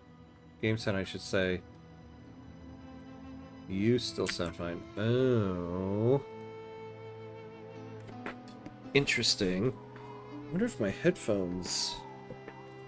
maybe my headphones messed with it? Our scouts have sighted new land. Let's test it.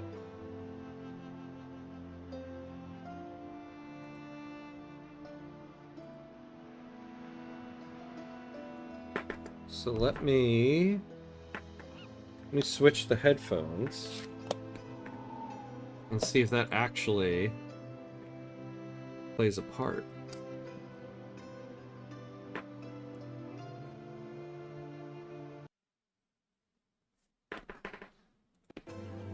Alright, so we're switched now. And then let me know in a moment what it sounds like to you. Okay, where did my other ship go? Is it now over here? Yeah.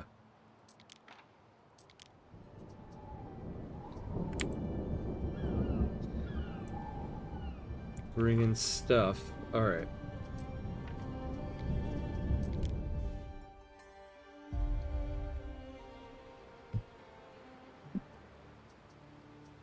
Oh, we should be able to build... What could you possibly require? We should be able to build the wine stuff now.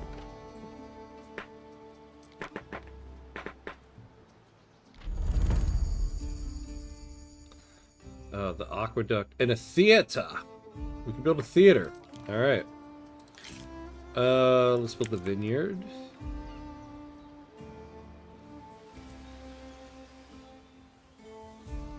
So I kind of want to save these spots for like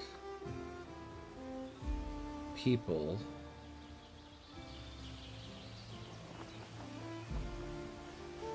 Yeah, we can put this right here.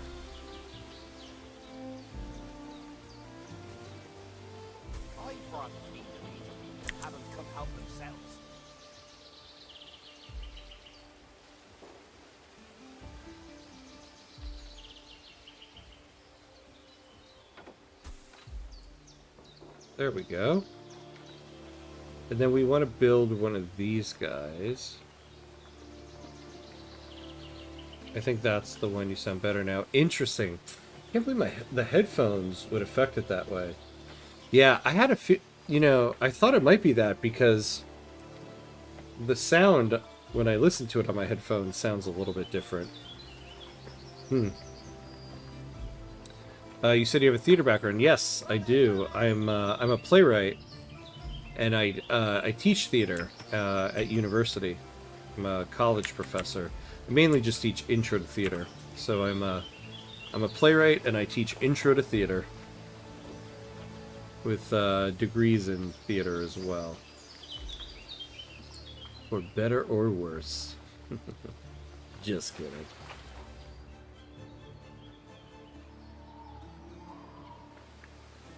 Alright, so we'll keep this guy. Yeah. Keep this guy over here.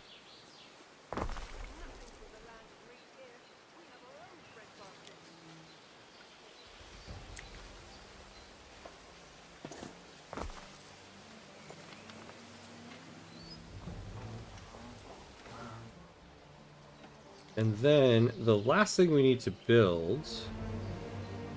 Oh, really? We need one more lumber?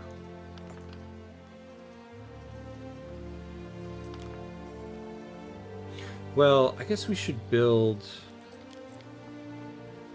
our own lumber thing.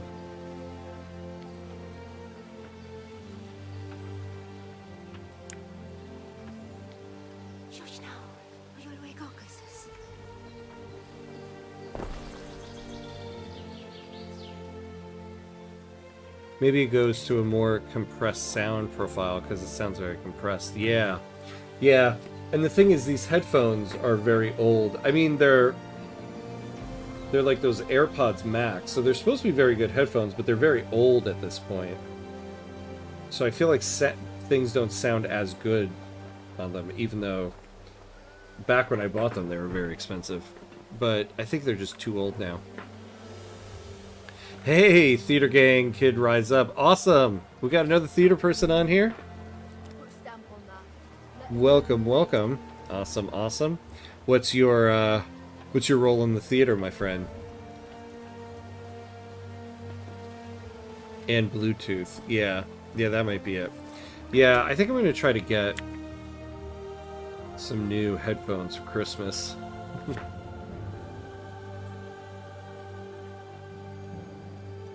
It's funny, my family's been asking me, like, what do you want for Christmas? And I'm just like, Waiting for your decree. Stuff for my computer and streaming.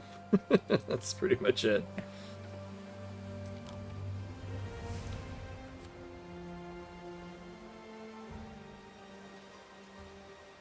Oh, we need an ox farm.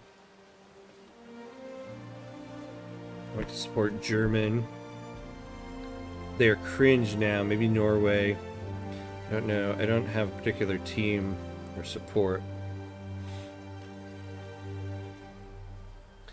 Come on, the place you don't support... I mean, I know Indonesia isn't in the cup, but you can still say you support Indonesia.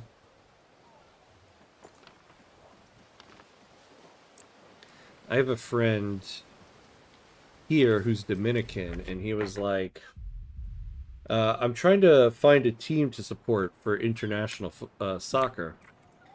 And I was like, why don't you support the DR, the Dominican Republic? He's like, oh yeah, but they're not very good. Full as a finch's nest.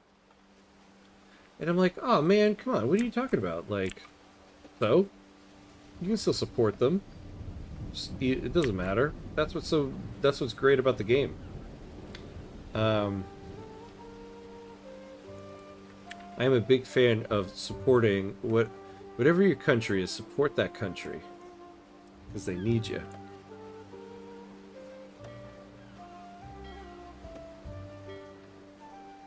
Some open ear Sennheiser Wi-Fi's. Yeah. Yeah, I generally like to use earbuds because it doesn't, like, you know, have to sit on my head and everything, but I also generally don't like to have things in my ear.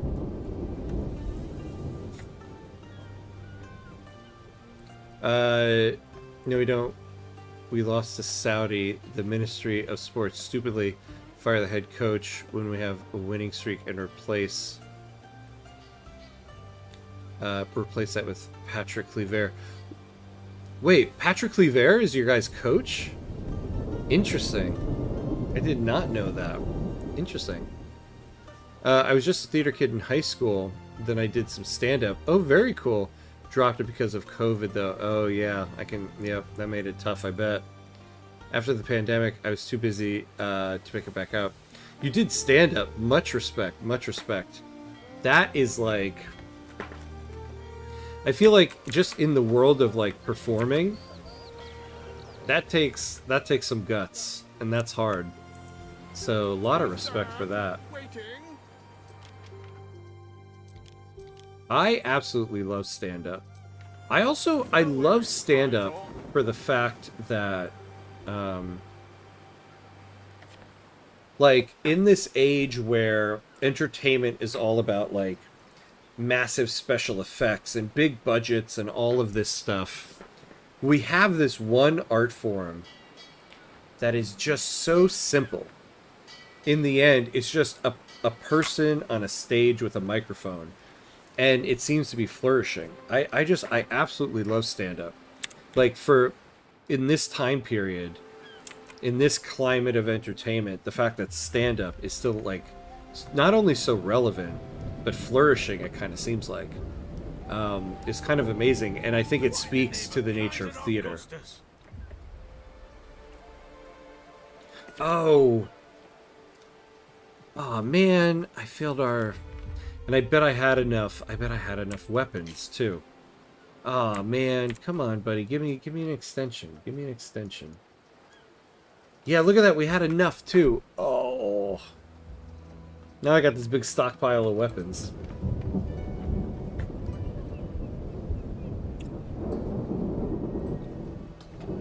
What's the teaser for the favorite of your own plays? I would say probably my most done, or probably my most successful play. I wrote a play about the Algerian Civil War and my uncle's involvement in it, because my uncle, during the Algerian Civil War, which was not known by many people and kind of by design, he unfortunately was abducted by the military and never seen again. And so I wrote a play about him and about the Algerian Civil War. Doesn't spread. Oh, did all of this stuff burn down? And that's kind of done well and gotten me some opportunities. So it's probably my most well-known one. Although I do have a stage reading of a play in Washington, D.C. coming up, of another play about Algeria, but more about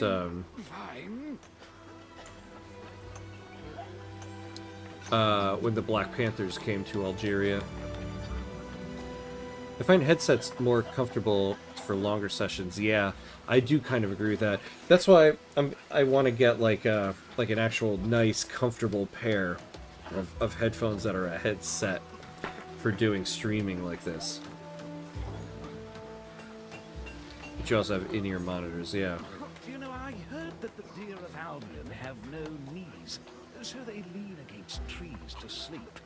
The barbarians hunt them by felling the trees. Lady Faustina will give him a decent funeral.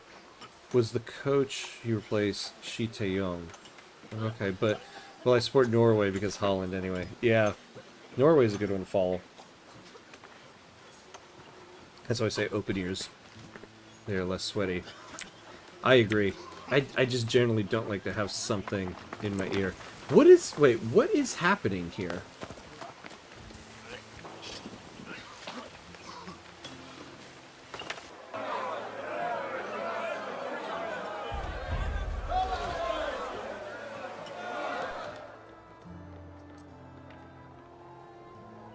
What is this? Now, what is happening here?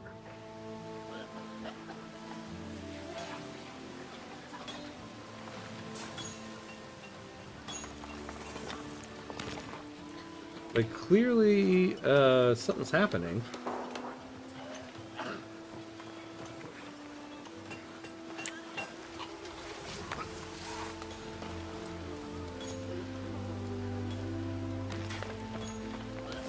Like, I wish it would give me a tooltip or something, like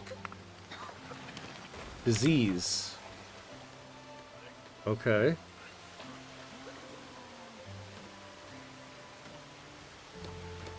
What's this on the river? It's our last hope. So what can I do? My husband struggles in his trade. Knowing how cloth and grain are measured, I could help.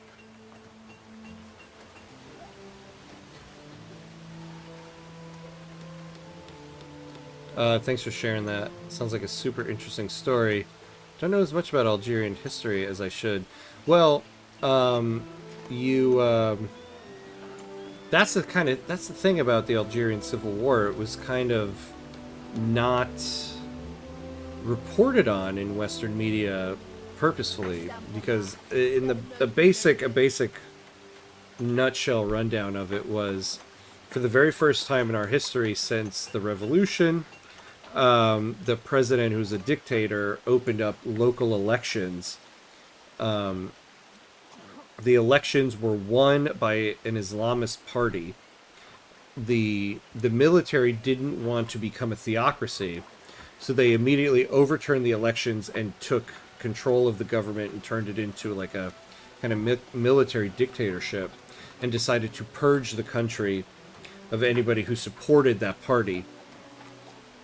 The party initially was supported by intellectuals, but when word of this got out, a bunch of like jihadists came in and it became a big conflict.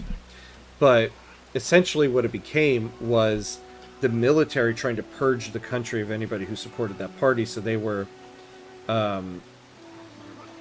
rounding up and hurting people from the civilian population, as well as the opposing side. The incoming jihadists are also trying to purge the country of anybody who supported the military. And so essentially you had two fighting forces who were fighting each other, but also enacting a lot of pain and suffering and death on the civilian population.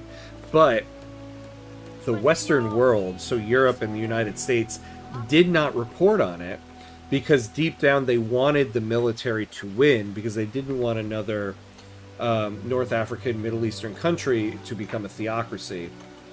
Even though they knew there was a lot of atrocities being committed by the Algerian military.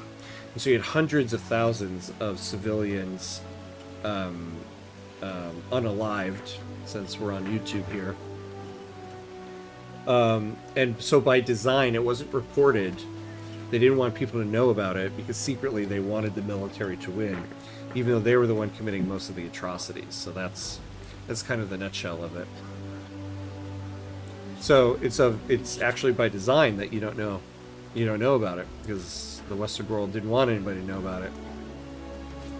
But you hear more background too. I don't know if that's an issue. Yeah, sounds like a great play. Did it have an anti-colonial theme? Oh yeah, the Black Panther one has a major anti-colonial theme for sure. Absolutely. At least we are not Malaysia forging 7 documents of South American football play to claim it's their own. Indonesia is low, but yeah, exactly.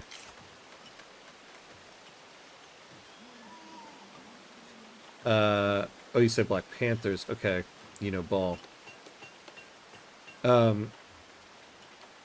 Yeah, as a France fan and enjoyer, I read all about the Algerian Civil War. Oh, nice. Okay. Yeah, so you know all of it. Excellent. So you know all about it. Yeah. Yeah, it was like... It was such an interesting thing, because I was watching this PBS documentary. But this is interesting, they connect all these buildings. This PBS documentary about the Black Panther Eldridge Cleaver. And then at one point in the documentary, they were like, because he had to flee the United States, and he was like, so him and many of his followers fled the United States and took residency in Algiers. And I was like, what? I had no idea about this. And so yeah, the Black Panthers here in the United States at one point created an international wing of the Black Panther Party in Algiers. And so I did a bunch of research into that and wrote a play on it. And it's essentially like, it's about the Black Panthers arriving in Algiers from the perspective of the Algerians. But it's interesting because Algeria had established itself as the anti-colonial hub of the world. So it wasn't just the Black Panthers. They were hosting like the North Koreans, the Vietnamese, any anti-colonial movement.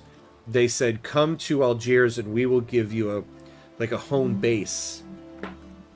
So it's a very interesting moment in Algerian history.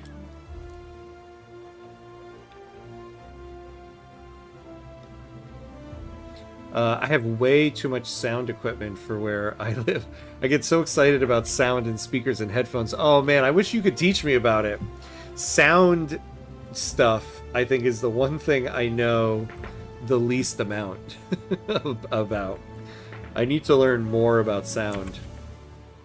Which is funny because one of my brothers has a degree in sound engineering. I should probably pick his brain about stuff.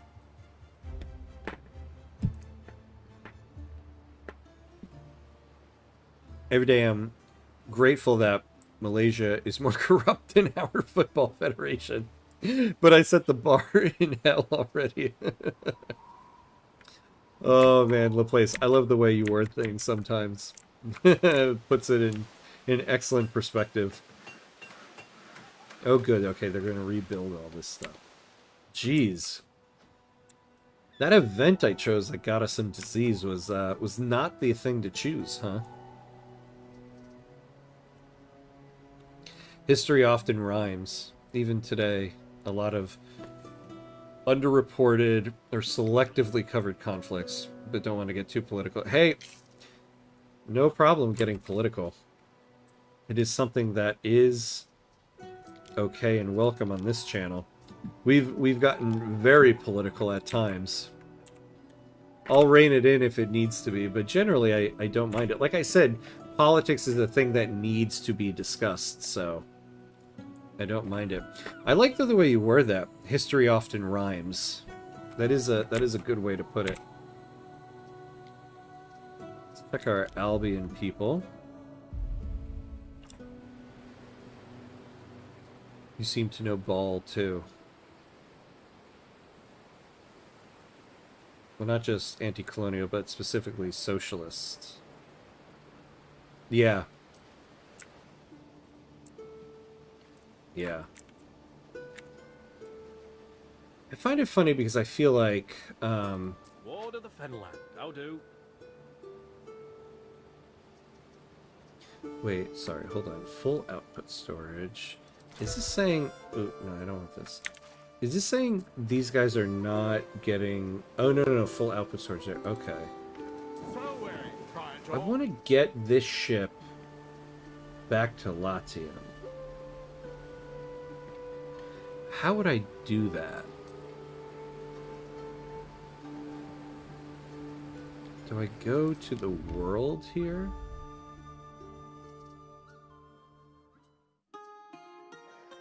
Or do I have to do some type of, like, trade?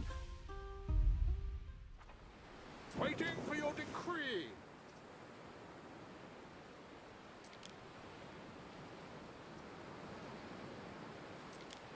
Send ship to an island.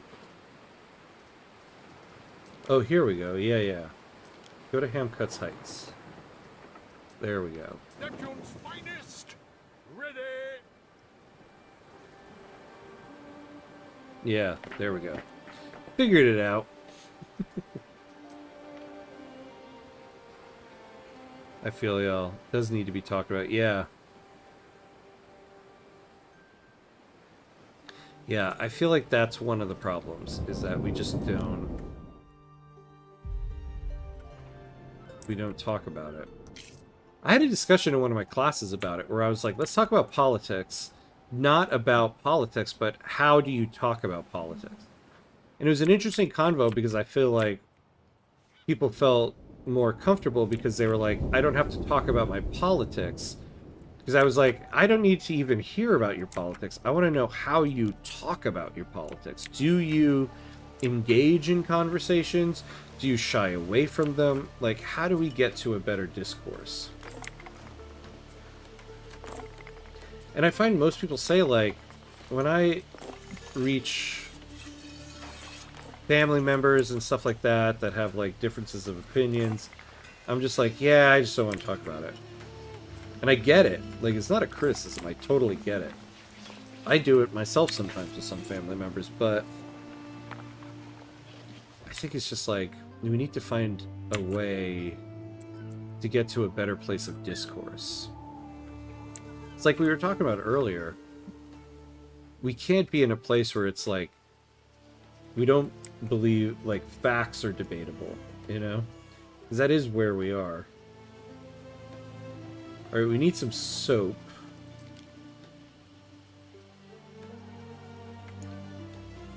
These guys want a grammaticus. They also want an aqueduct and a theater. Our language is used for poetry and sarcasm. It's not blunt and straightforward like English, so we know our way with words. Yeah.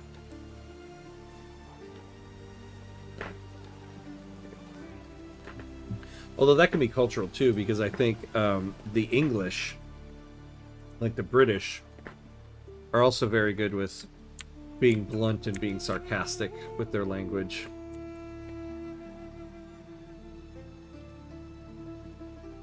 Comrades together stunk. Yeah. Yeah, I mean, I think a lot of people in the United States are starting to realize how, you know, a lot of our anti-socialist rhetoric has kind of been like propaganda campaign for a long time.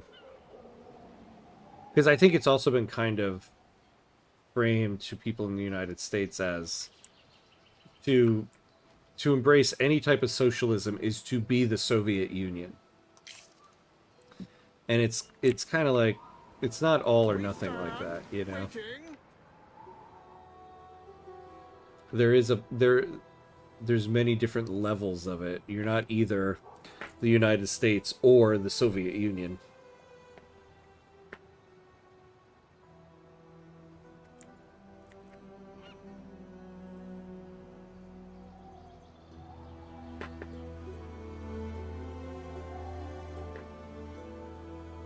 All right.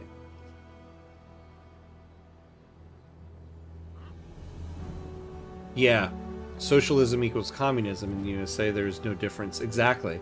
It is one of those things that is so hard to get through to people, that those two things those are two different things, even though there's a massive difference. Yeah.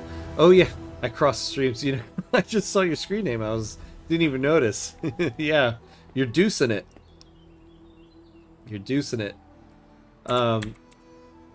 Yeah, that concept that like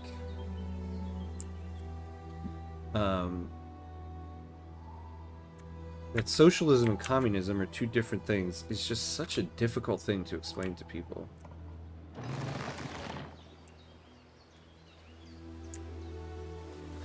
I think the thing that's so frustrating here in the US is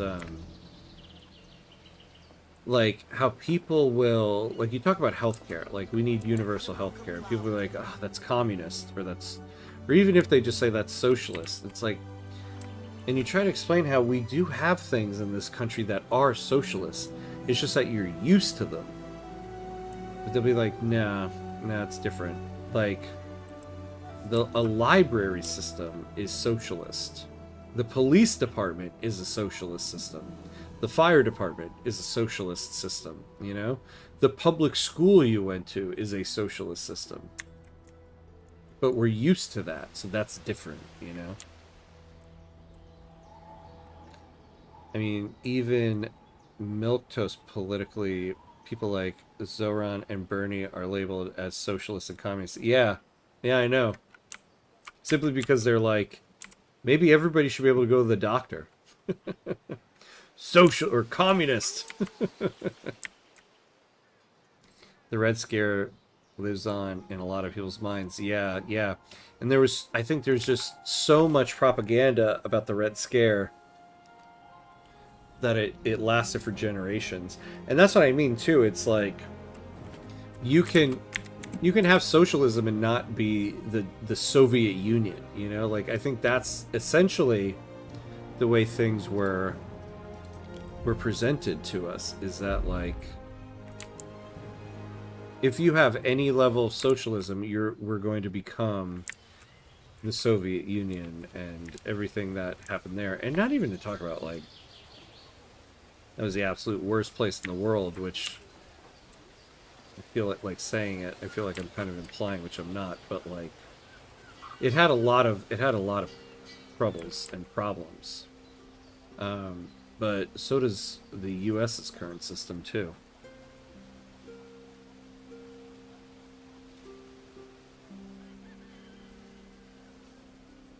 US people are blind and still see the world still in the Cold War. A hillbilly person from Alabama won't know the difference today and past.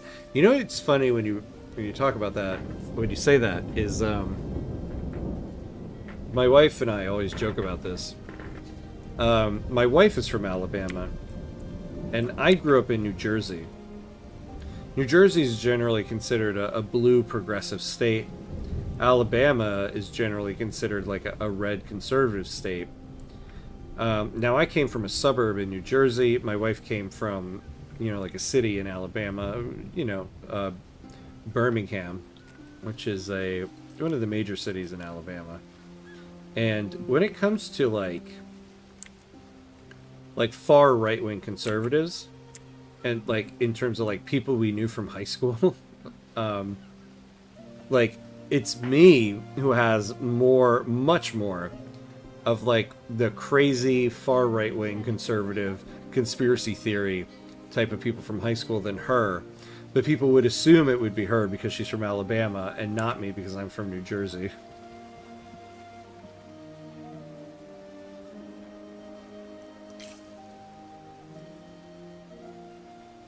Yeah, roads, public transportation, streetlights, New York City bridges. Yeah, exactly. I mean, there's so much public goods. Yeah, exactly. Like it's just like when you try to explain this to people, they're like, "No, but that's different. That's different." It's like, no, it's not different. Like that's what we're talking about. Choices don't have to be terrible healthcare plus poverty wages or full-on Stalinism. Yeah, exactly. Like, it's always the dichotomy. There's only a dichotomy. And so trying to break past that, I think, is just so difficult. Yes. Outer signal, yes. Plus, the biggest socialists are the corporations feasting on tax dollars. Yeah, exactly. Like, whenever they are going under, suddenly the government, the public good, needs to bail them out. It's just like it's something it's mentioned a lot here, is that the free market in our country, there is capitalist profits and socialized losses. And that is a major problem.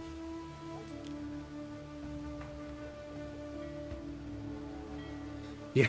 If you are from Indonesia, you know what the Red Scare really means. Yeah, same here. My dad told me all about it growing up in Algeria, pre and post revolution. What real Red Scare looks like. The Jakarta method, yeah. That's it. You don't have to give up your possessions and your firstborn yet. I mean, OpenAI is gunning for it right now. Oh god, yeah. AI.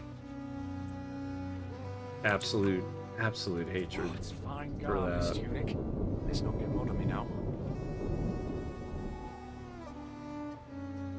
So a market and bardic health. Oh, here we go. So we can build the market. So we'll put that there. What do we need for this? Okay. Oh, once again, yeah, we didn't build one of these little guys.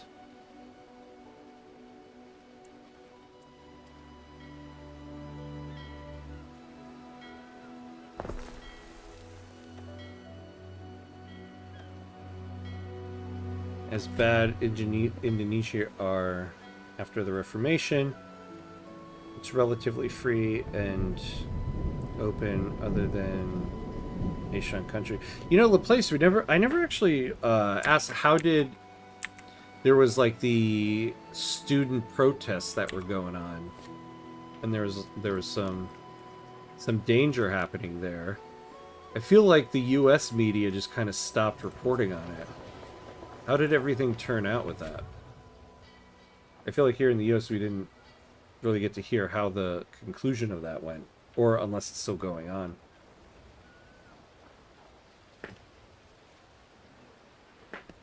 I'm sure OpenAI will get the bailout soon when the AI bubble pops. Hopefully sooner than later, yeah.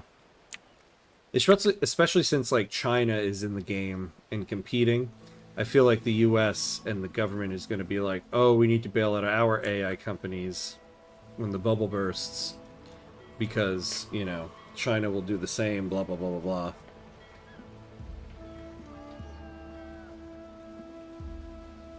Yeah. I don't see this admin refusing a bailout, sadly. Yeah, exactly. Missing goods. Oh, there you go. You're gonna get your goods now. Alright, let's go back. The 1998 protest reformation is a protest to bring down the dictator Suharto after 32 years of U.S. backing dictator. Guess you're not hear it wrong. Oh yeah, I know the U.S. is supporting that person. That's our thing. We support the worst people, and then they come back to haunt us.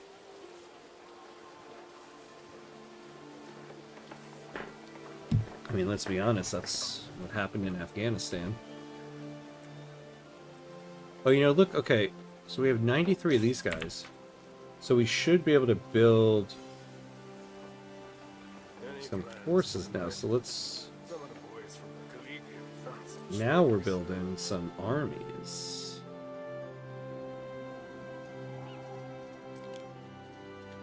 Did we get our military ship yet? Where is this guy? What is he doing? Oh, this person... Alright, we should switch that to one of the trade ships now. So what's the name of this ship? The Commodia. So let's go to trade here.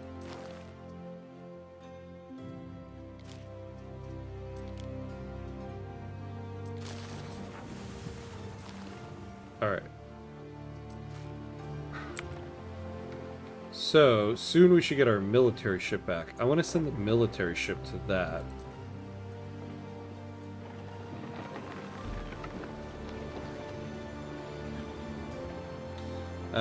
After that, we became decentralized, and the only country where you can mock the president and not getting jailed. Oh, okay. I mean, I guess that's a good thing.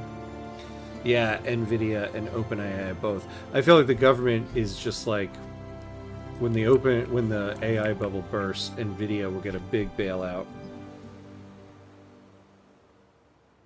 I guess the question is, like, when is that AI bubble gonna burst? How do you figure that out?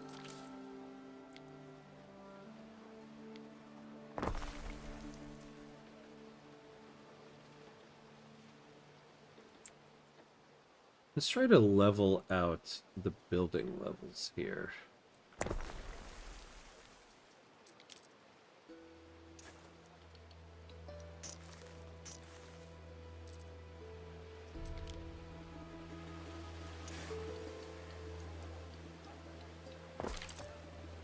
There we go. If it must be anything, let it be this. Oh, we finally get a treaty. Tell me it's Better you decide than I. wants a claim in an island. What island? See, I wish I could negotiate this. Sure. I'm obliged to you once more. Will you give me some trade rights now? Let's go to our diplomacy menu. I will permit you to bask in my glory. I love it. So 70 because he's minus 70 because he's petty.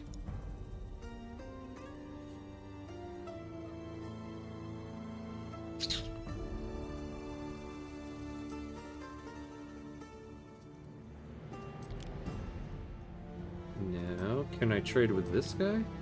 No, I really really can't.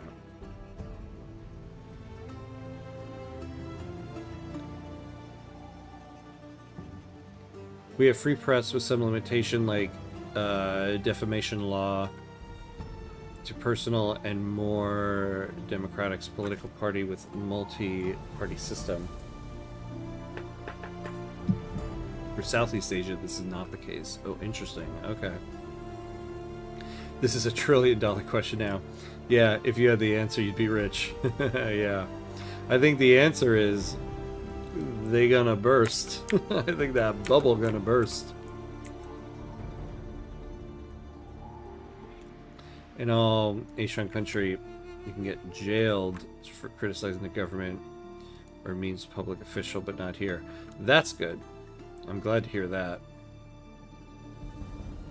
Big Short, the AI industries. You know there's somebody doing that right now. Also, the U.S. imposed arms embargo. That's why our military and industry becoming self-sufficient like France. Yeah. Yeah, I feel like we were talking about that in a previous stream. Technically, you can still get jailed here if you insult the king. Really? In the Netherlands? Technically, you can get jailed?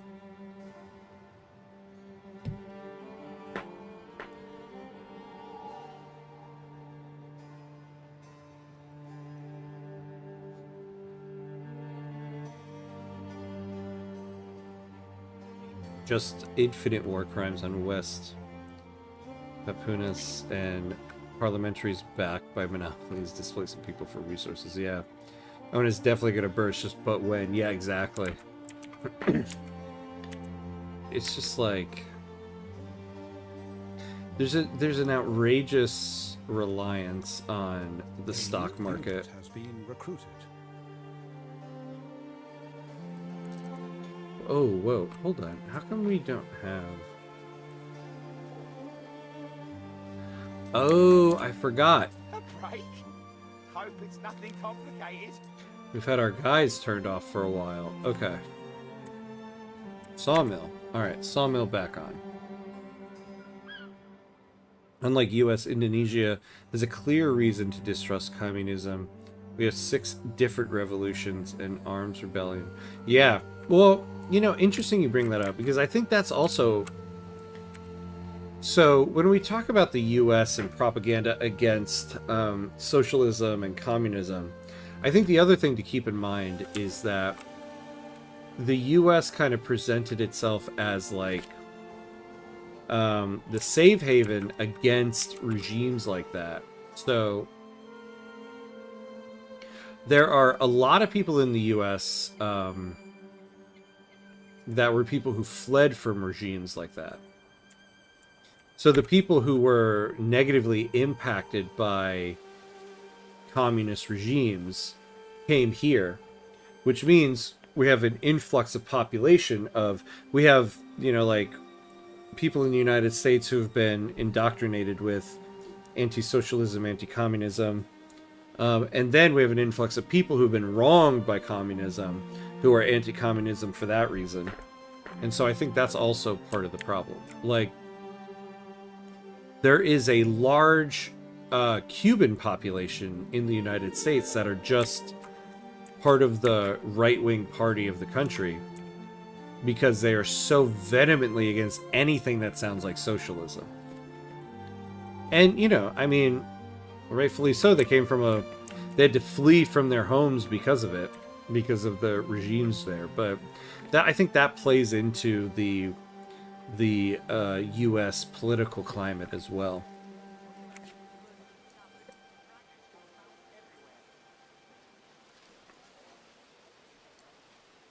It's one of the laws that is still here, but not enforced, only if you really threaten the royal family. But yes, Lise Majeste still exists. Oh, just looked it up. Apparently it's outdated. It got disbanded in 2020. Wow. So they kind of snuck it in there during when everybody was distracted with COVID. But still 2020, that's not that long ago. That's interesting.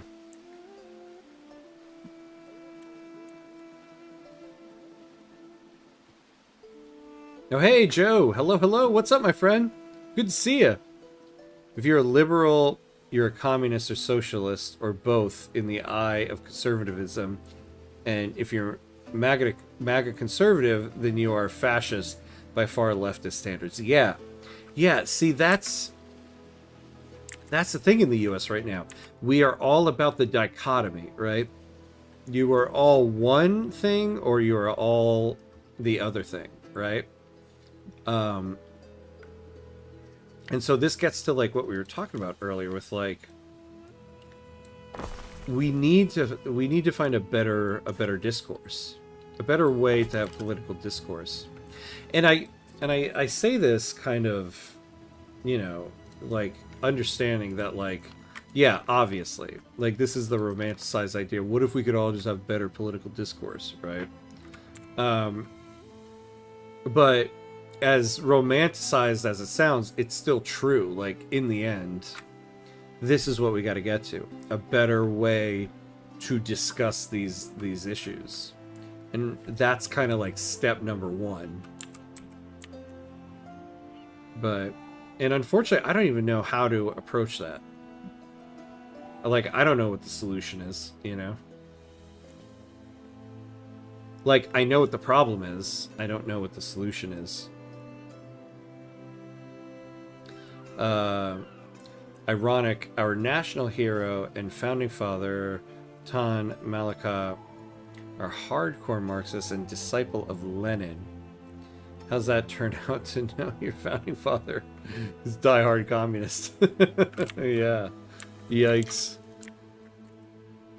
I wouldn't call the U.S. a safe haven. They justify their imperialism based on anti-communism. Yeah. No. Has been recruited.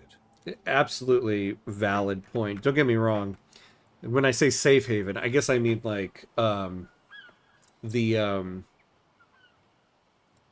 message being put out there. Like the U.S. would allow anybody to migrate here if they were coming from a communist regime and hated that communist regime.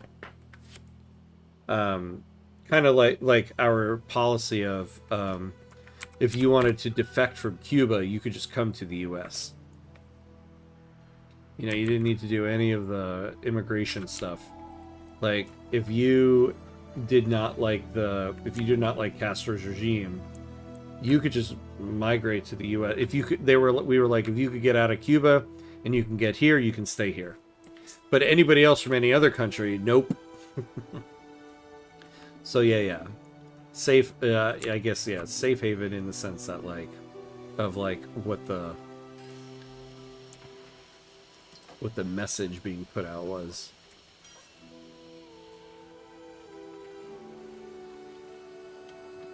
But I think that ultimately is, and we all kind of know it deep down too, right?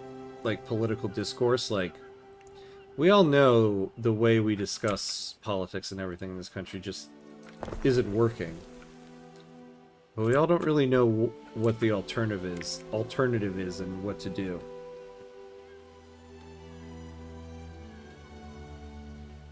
Although maybe some do. Maybe I'm just projecting my own feelings on people, I don't know. Which is part of the problem of the discourse, so, you know. Don't listen to me. I'm just a middle-aged dude streaming video games.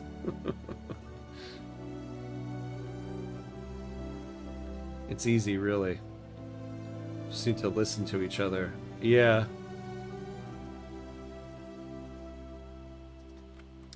Yeah, but even that, I mean, you can listen to people, but like when you're hearing, like we talked about before, this idea of facts. Like when someone is presenting to you a like information that is inaccurate, and you try to correct that information, and there's pushback on it, it's hard to just listen to that person, because it's like, look, there are things that are subjective and there are things that are objective. And if you're presenting things that are objective to me and you're presenting them as incorrect, like I can't just pretend like, oh, this is a subjective thing, you know?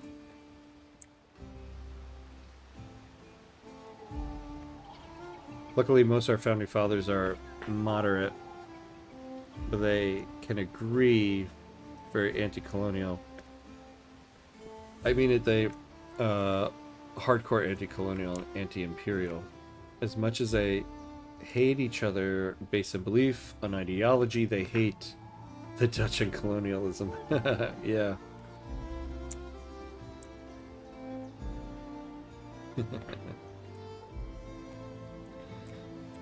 Yep.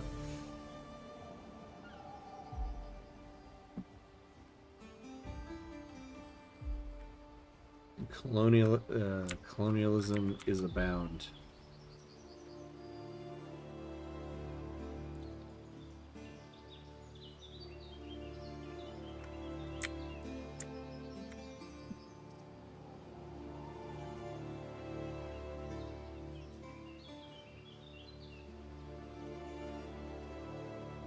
Yep. Oh man, Joe, it's good to know you're here. Coming in with the dropping the knowledge right at the end there. Always appreciated.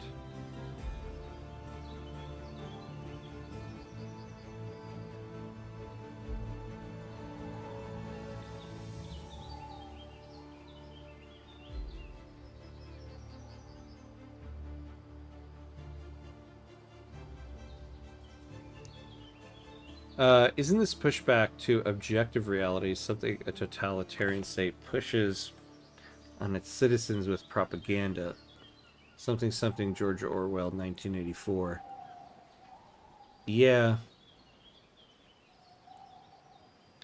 Yeah, it is.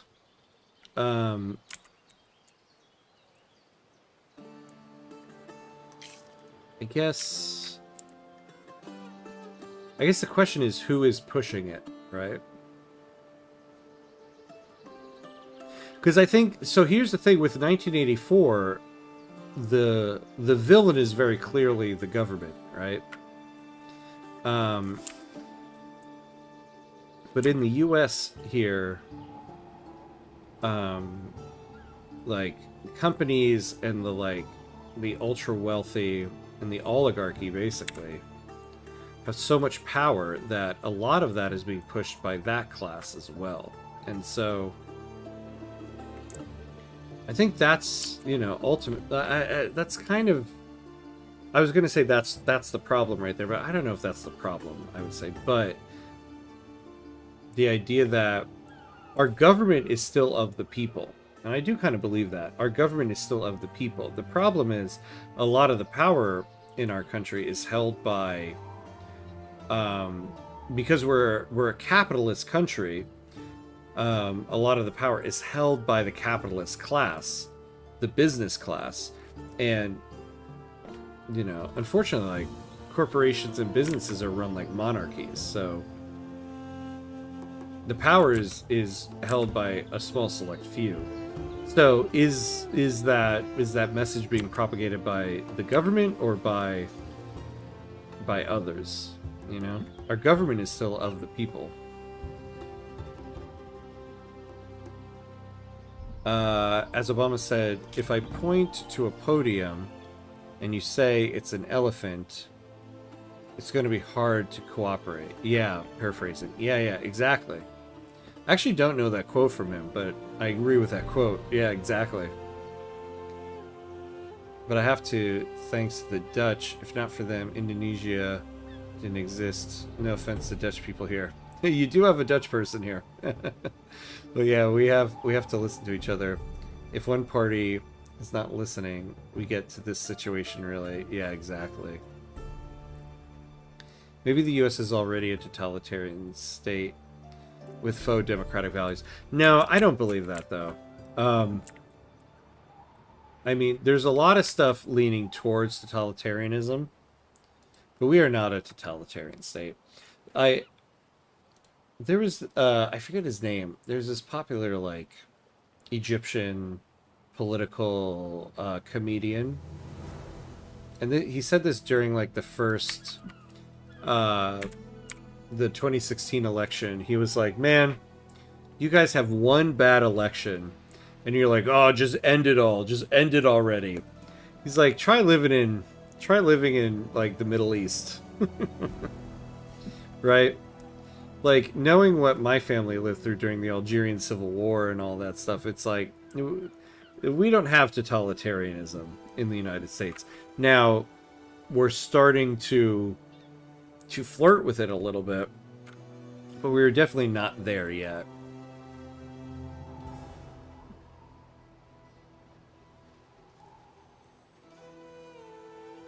Well, yeah, we have to listen to each other. If one party is not listening, yeah, we get to the situation. Oh, yeah, there we go. Because the people that don't believe facts obviously believe something, but the conclusion is just wrong. Yeah. Well, maybe that class already co-opted the government. This is true, too. You make an excellent point.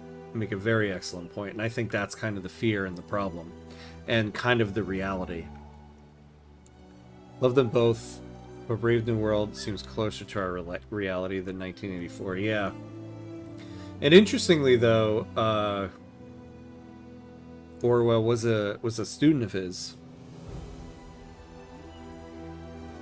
They say don't follow illegal orders.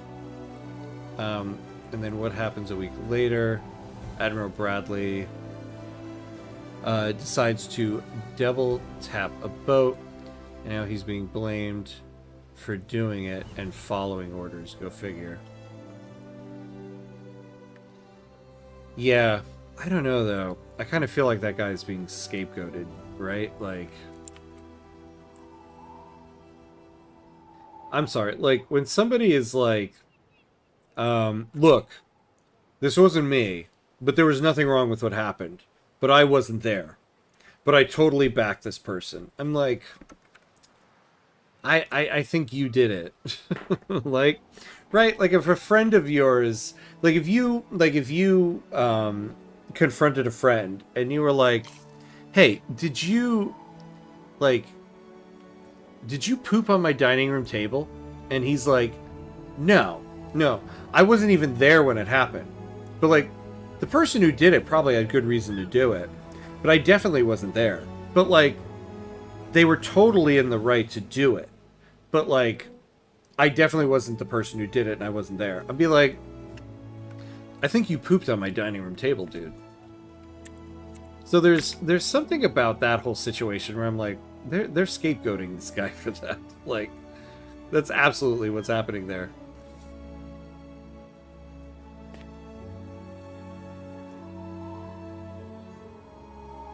Yeah, when Kirk happened, the right was ready for Civil War. It was insane. Yeah. Yeah, which was crazy to me because I feel like... I mean, he was definitely a prominent, like, right-wing, like, far right-wing voice, but... Man, the martyr machine, I think, really came out. Like, I feel like the admiration from him, from people, definitely upped post-tragedy.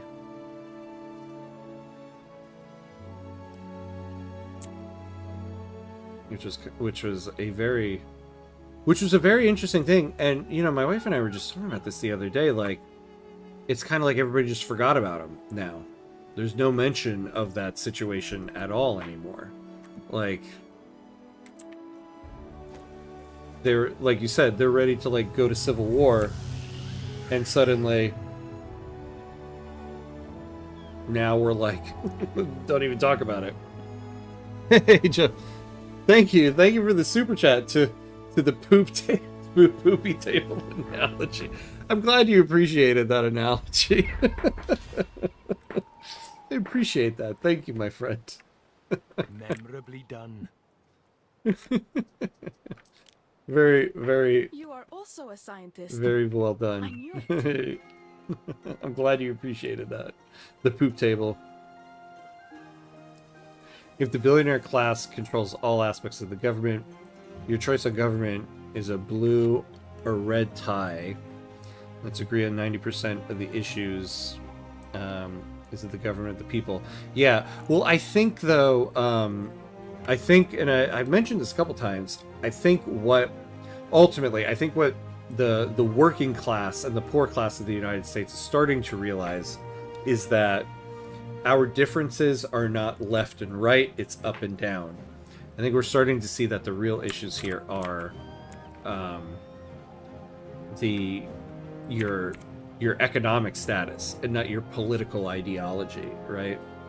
And we're really starting to see that.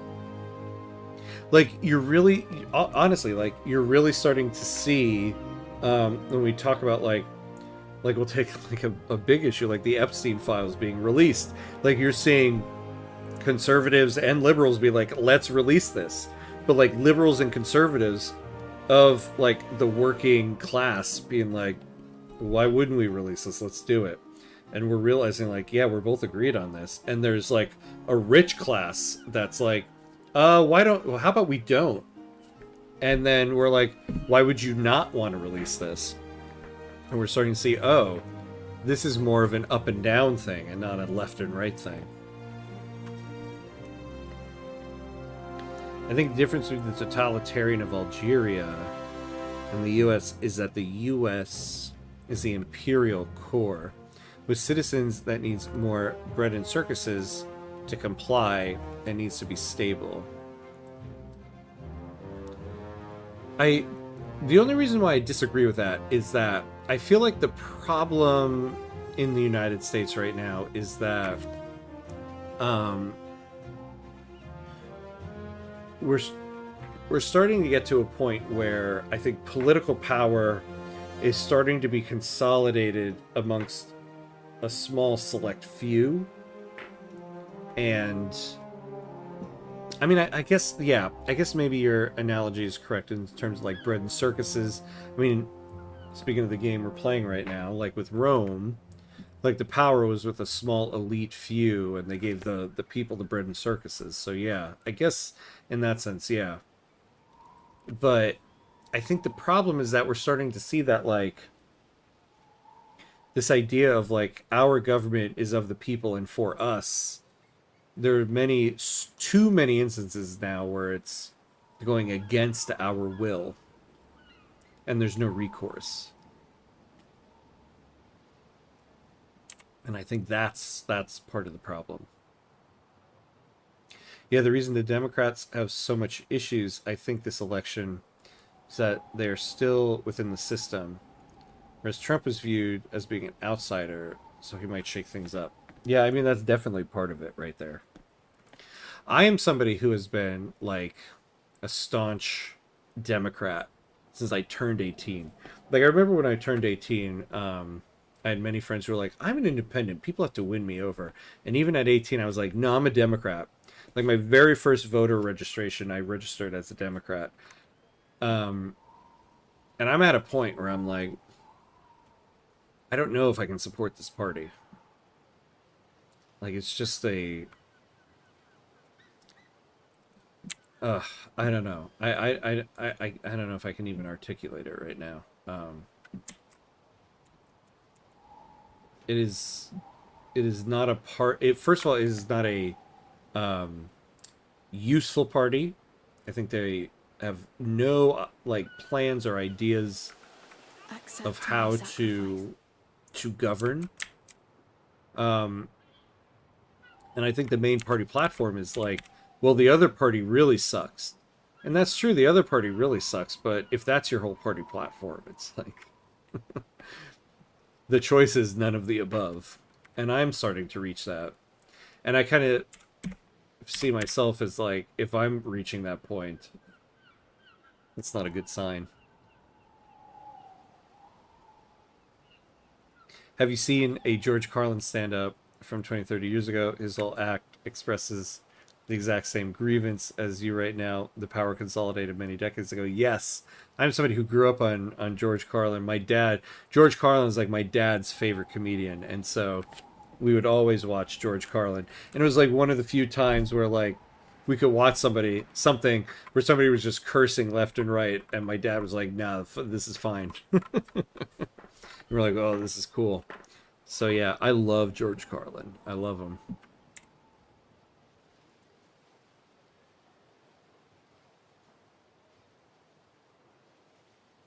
I have a hard time to see the U.S. change with the current demographic, where old people are more than younger people. The people who are affected are smaller than people who hold the power. It feels like older U.S. people, Boomer or Generation X, are benefit from the situation. Yeah, I think that's the problem, is that a lot of people are benefiting. There are people who are benefiting from the system, and so why would they fight against it, you know?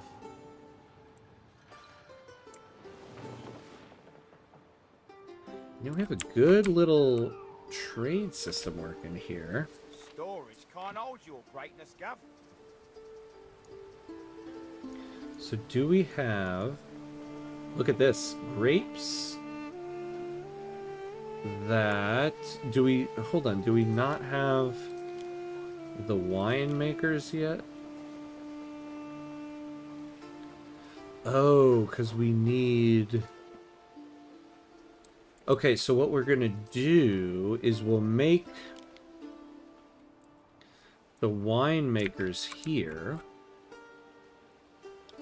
Oh, this is going to give income and prestige, so we want it close to all these buildings.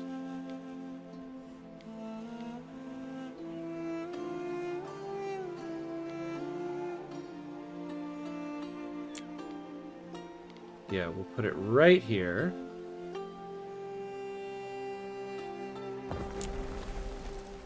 And then what we're gonna do...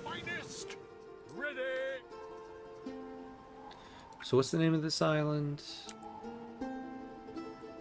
Oh, here we go. This guy, yeah. The Atlantide.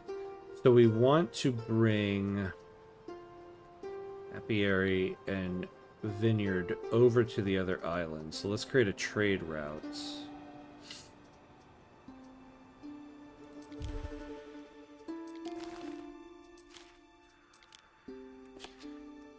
So you'll start here. You'll collect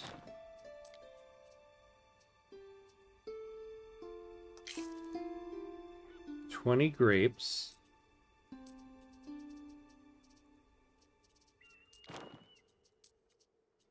$20 of these guys.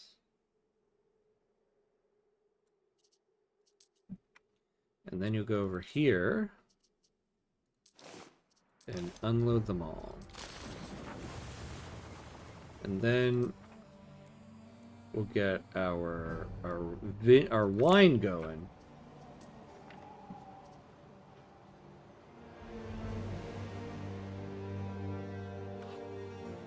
Let me catch back up here.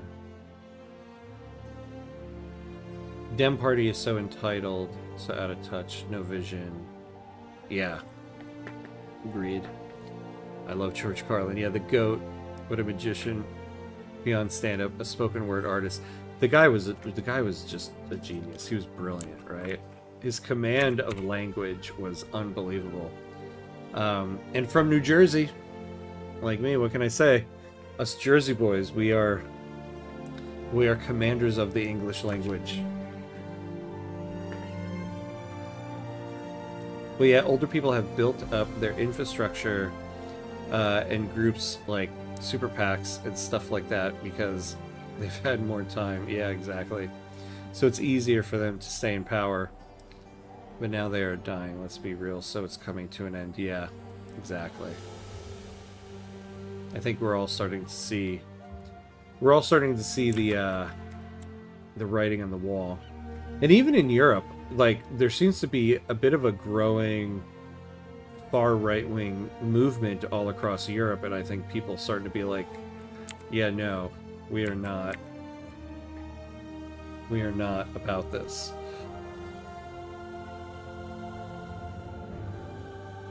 The U.S. become complacent and laid-back attitude, something I think Founding Fathers like Washington dislike. It's not only the U.S., I think Western countries are all like this. Yeah. I agree. I mean, I think it's that problem where a generation that grew up in an abundance kind of forgets, like the, I guess what would be the word for it? Like, I think a generation that grows up in abundance forgets the reason for the regulation.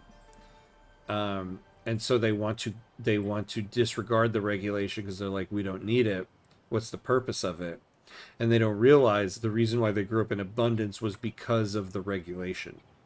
And I think that's the problem.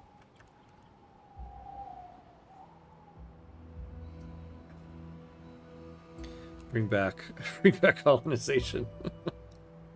Oh my god. Get the slavery super profits back in the West. Oh yeah. Yeah, right. Oh sure. I didn't realize we were going that far back when we said to make the West great again. Oh Jesus.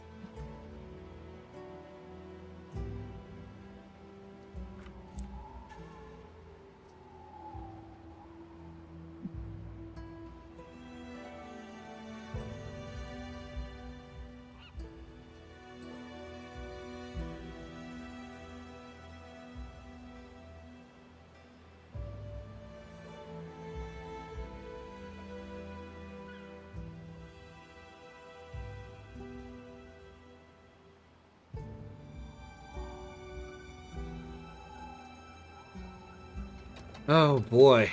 Alright, my friends. I think we're at the stopping point for the night. We actually did some pretty good work tonight. We reached Albion, which is interesting. So that's cool. We're making a good profit. We're expanding, so that's good. So yeah. So next Friday, we're actually going to take probably about 2 weeks, maybe, to take a step back from Anno 117, because next week the first DLC for Frostpunk 2 comes out. And so we're going to return to Friday Night Frostpunk for, I think, probably about 2 weeks. We'll see. But I do want to do, you know, the first Frostpunk 2 DLC, since Friday Nights was originally Friday Night Frostpunk. So we'll try that, but we are definitely coming back to this run. So I do want to make it clear that we're not giving up on this Anno run. So we'll probably do about 2 weeks of Friday Night Frostpunk, and then we'll come back to Anno You Didn't. Oh, hey, Sharky Boy. Hello, hello. Hey, my friend. How are you? Good to see you. Oh, too bad you caught us right as we're wrapping up. Yeah, thanks, Sam. Pleasure as always. Yeah, pleasure to have you. We had a nice little chat tonight. I really enjoyed it, to be honest. We were solving the problems of the world tonight. Have a fun time with the next series, and thanks for the stream. As always, my friend. Thank you. I'll miss you, Anno. Yeah, we'll miss you, Anno. It's a see you later and not a goodbye. We're coming back. Not only are we coming back to Anno, we're coming back to this run, so we will continue it. We're going to check out Frostpunk 2's new DLC, and then we'll be back. Yes, that's right. And remember to like our boys' stream. It does make a difference. Thank you for that. Hit the like button on the stream. Unlucky. Always nice stopping by, though. Yeah, it's always good to see you, my friend, Sharky Boy. As always. Good to see you. Good to see you. But yeah, I think that's it for tonight. Yeah, so that's it for this week's stream. So we'll be back on next week on Tuesday. We'll be doing some EU5 on Tuesday. For next week, just next week only, we're switching EU5 to Tuesday, Victoria 3 to Thursday, since the new Victoria 3 DLC Iberian Twilight comes out on Thursday. So hopefully I'll see everybody on Tuesday for some EU5. Other than that, thanks for having an awesome chat tonight, everybody, and hanging out, and hopefully I'll see you next time. So as always, be awesome. And have a good night. I'll see you.